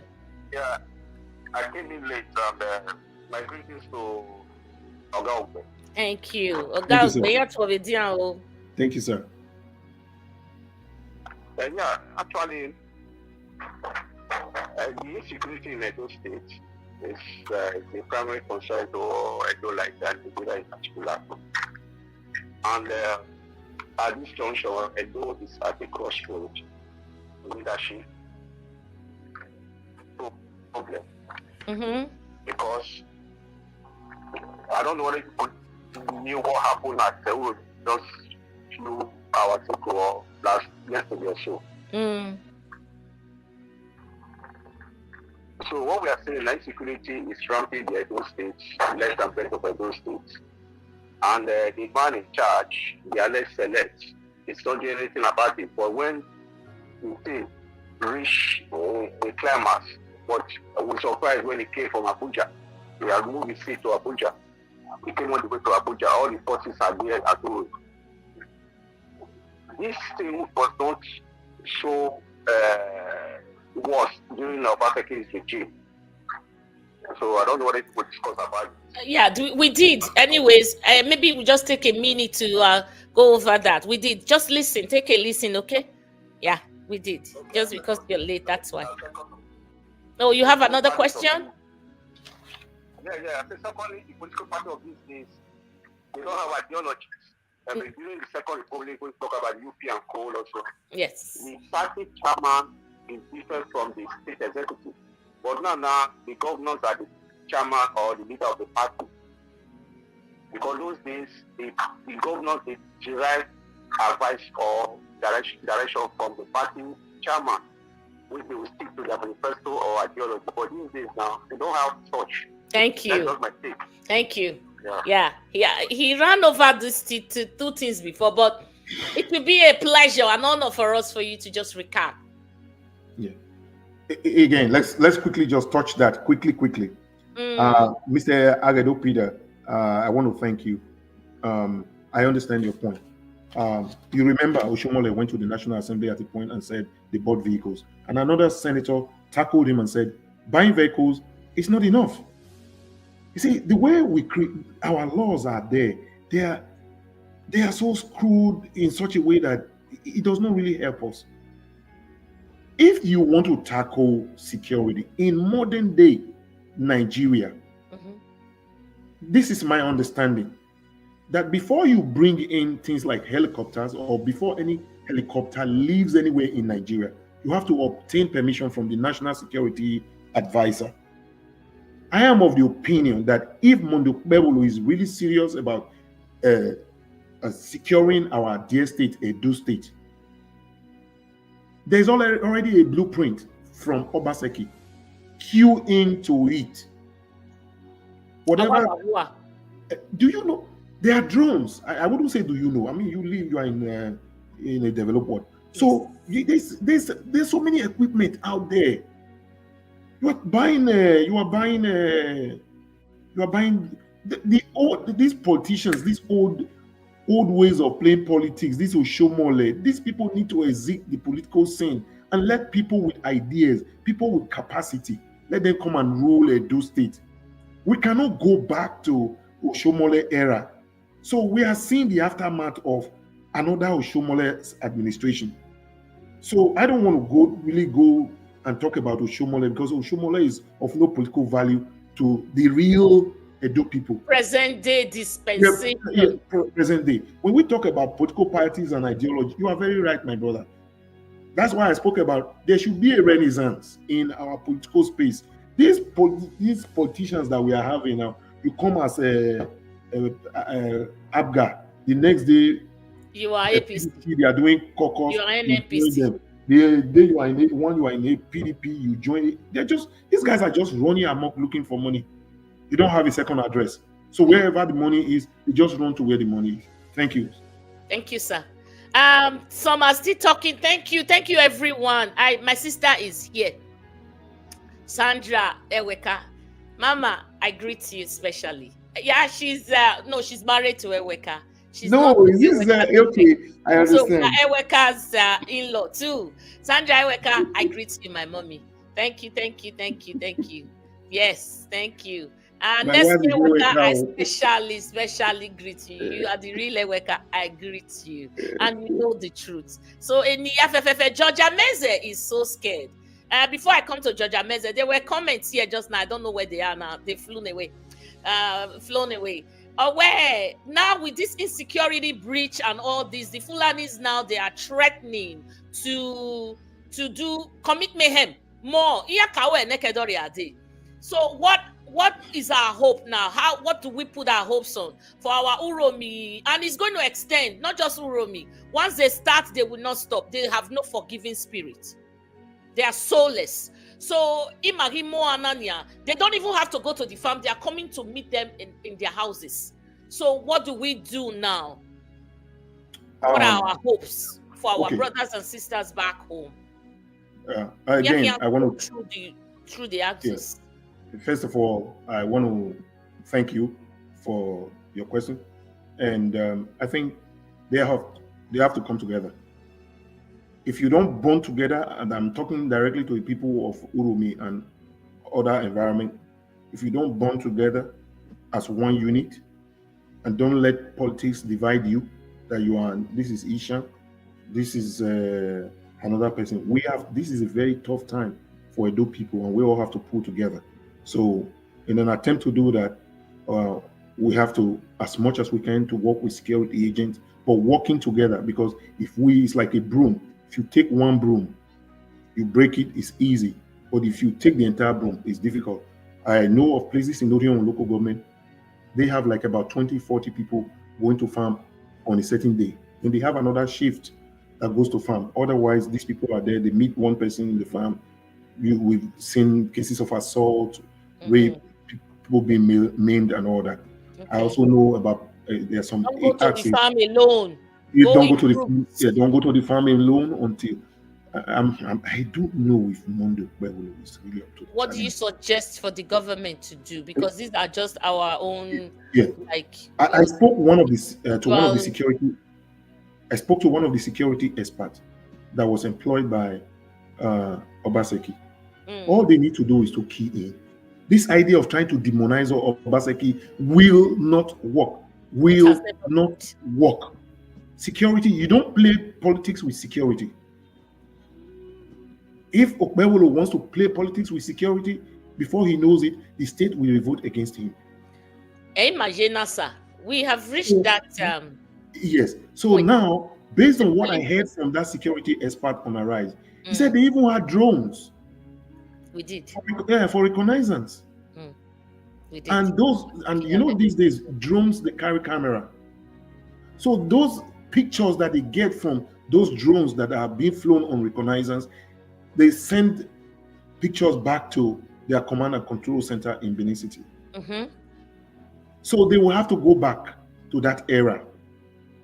They have to go back to having those security meetings regularly, where you have to meet with I think the head of a 4th Mechanized Brigade, the Commissioner of Police in the state, and all the security heads, DSS, and on and on and on. Because if they don't do that, and remember, there's one thing these Fulani headsmen, they are known for: reprisal attacks. Reprisal. Yes, because they have no forgiveness, sir, in their dictionary. The people of UROMI, if you have a brother or sister, let them understand that these people are known. Everywhere they have operated, go back and look at them. If you resist them, they are going to come back in thousands. Only harm imagine, because I don't want to sit here and be hearing of Akpae, they bite them. They have no forgiving spirit. No. So that's why I'm asking you now, what should because our governor, even when we come in numbers to the farm, they go in numbers to the farm. It's not enough. They are not armed. Yes. There's not even to tackle it. Yeah, I think that's one way. I mean, it's better to go in numbers than to go as a single individual. That's one thing. Then again, I'm also advising the governor of Edo State. I mean, he doesn't take advice. It's only Oshomole that can talk to him. He has to understand that there's a reprisal attack. Oshomole does not like you. He doesn't like you. He doesn't like the Ishan people.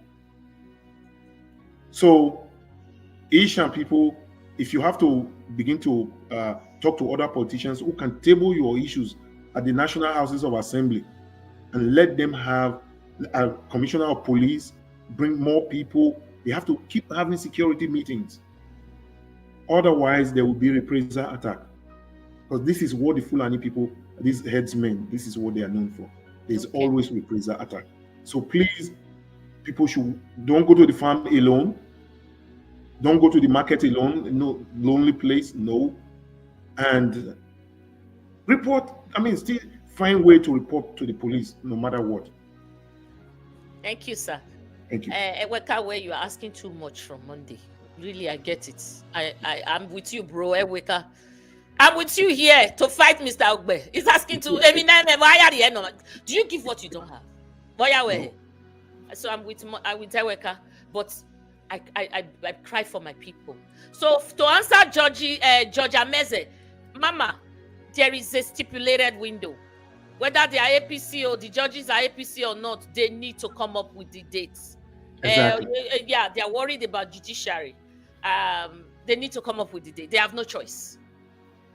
I'm afraid and worried about the fair judgment from the judiciary. Well, let me see how they twist the ECATA form. Right? I think this case is so clear and glaring.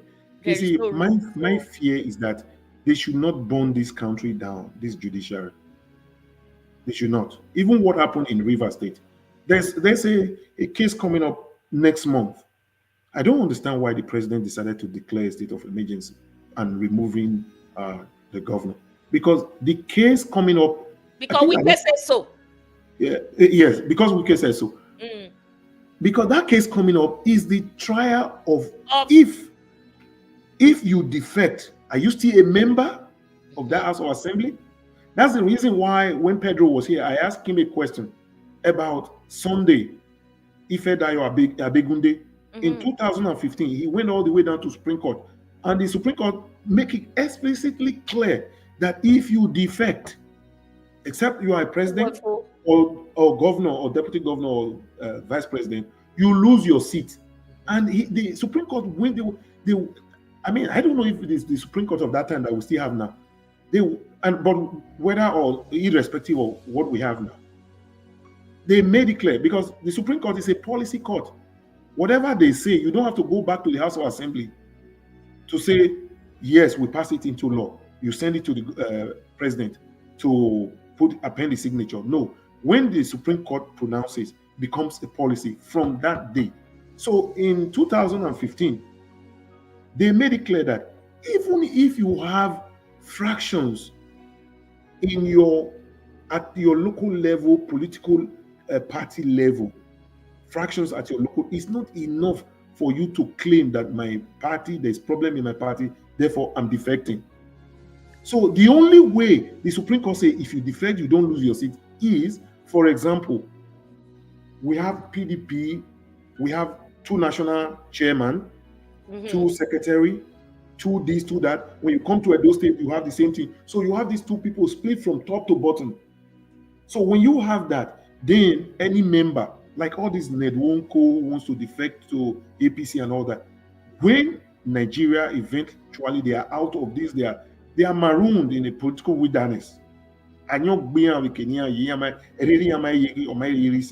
when they are marooned, so when everything comes to settle down, PDP is not, they don't have that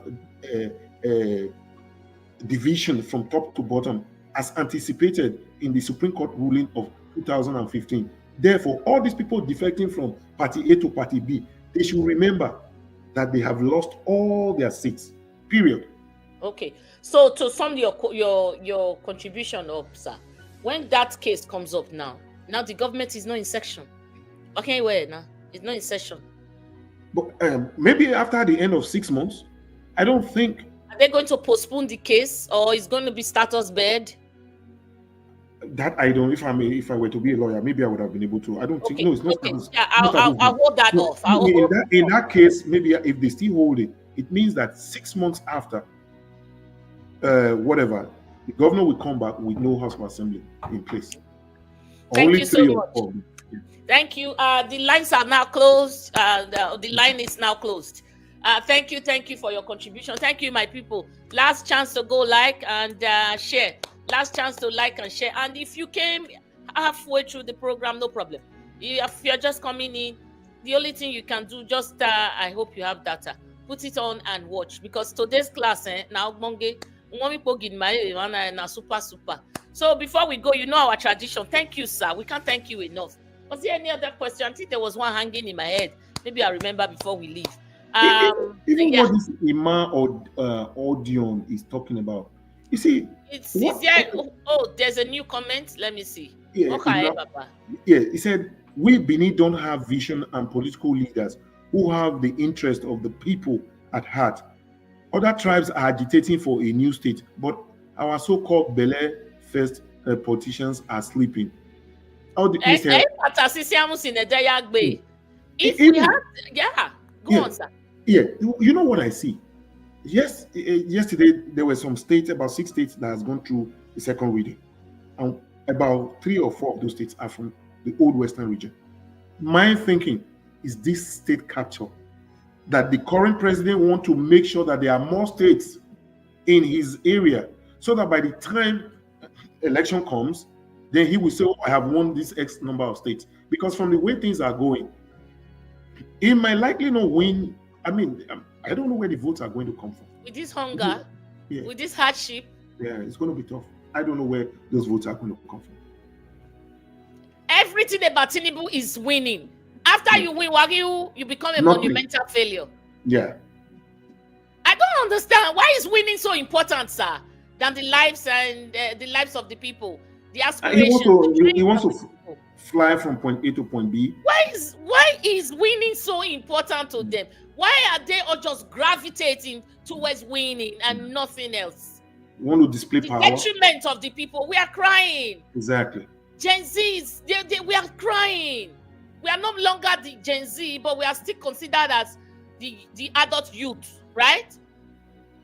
But why is winning? And we are all saying we are not happy with his anti-people policy. Yet he wants to win. They not see any winning away. The point of focus in APC ideology, I don't know what to say. It really baffles me. So my last question, and we're going off, sir. Okay. The recall of Imaswe, Neda Imaswe. You told me it's not doable. Why? Because we need to recall him. He's inconsequential. Yes.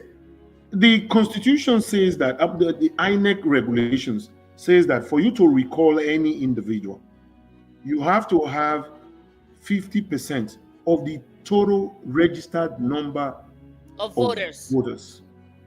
Total, not the number that voted for that individual. Total. So, if in Edo South Centurial District, if we have about 200,000 people, so you will need about 100,000 in order.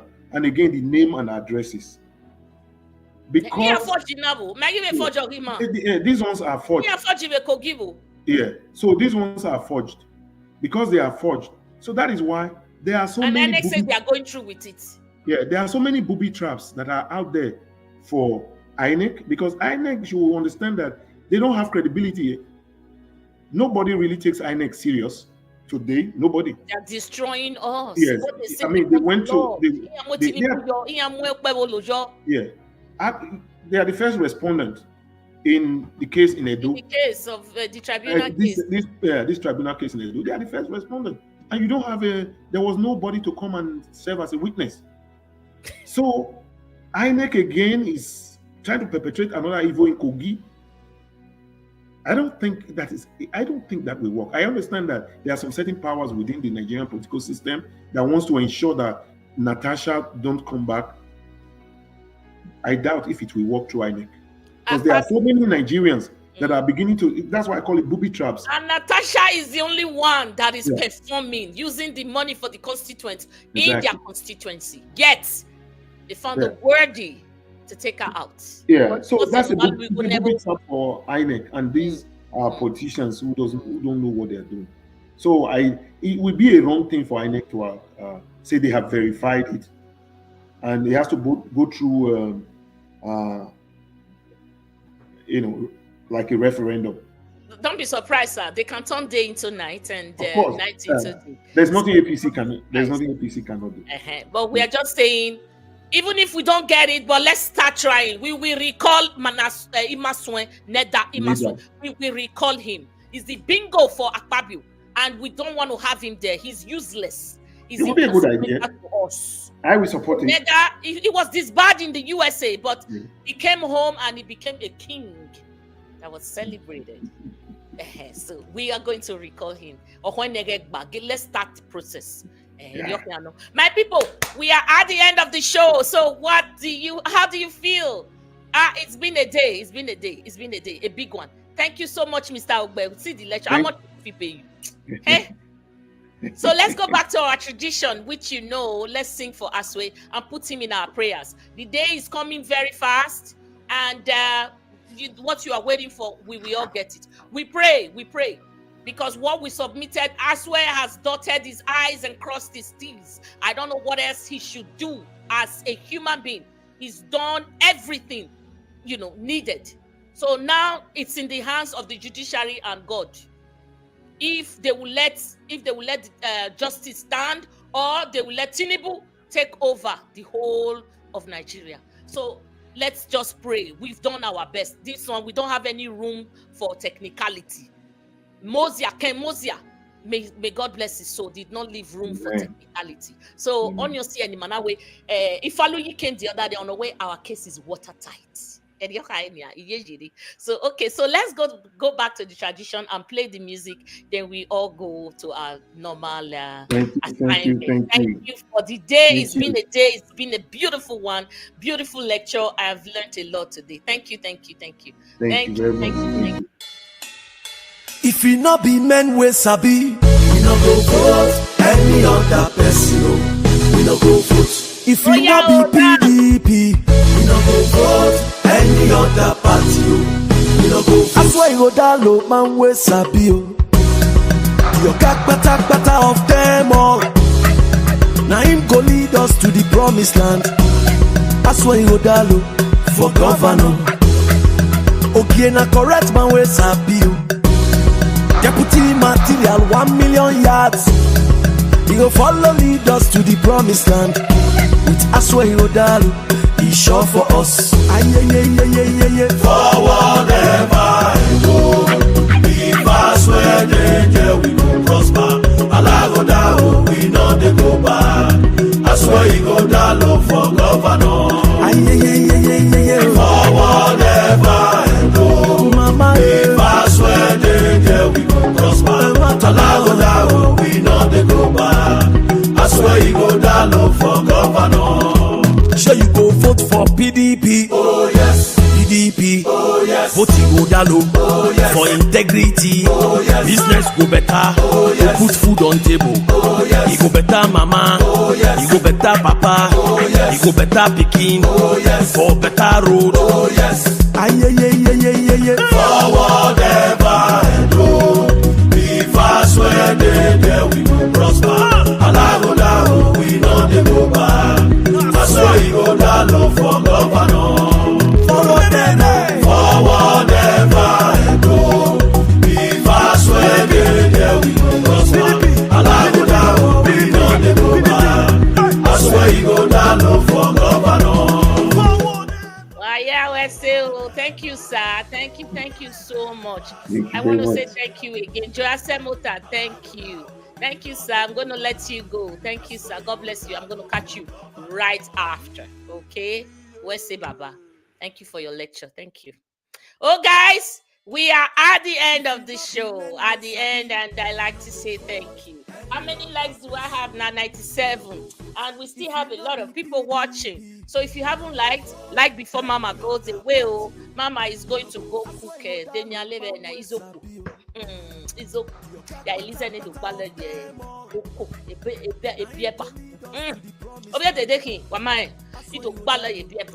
So guys, be optimistic. We are facing a lot of problems, a lot of hurdles back home, especially our Ishan place now. Don't be surprised, it's going to come true. On your way, it's going to come true. They will not stop. They will stop at nothing. They will stop at nothing. So we pray that these security troops that have come in will be able to take them out so that we can have peace of mind. You can't be sleeping like this with one eye open. No. Now they will not even wait for you at the bush. They are going to come into your homes. On your hand, imagine now, they have unforgiving spirits. They don't forgive. So, but thank you so much. Thank you for staying with me. I am going to say bye-bye at this point. And I'll come out, I always come out, so I don't even know the day to tell you, but Neda has to be recalled. Imaswen Neda is useless. Like I say, he's inconsequential, so we don't need him. Now, people, bye-bye, yo. Thank you so much. If I didn't call your name, I love you. Thank you, everyone. Thank you. Bye-bye. Bye-bye. Beautiful and glorious and you're the heartbeat of Nigeria.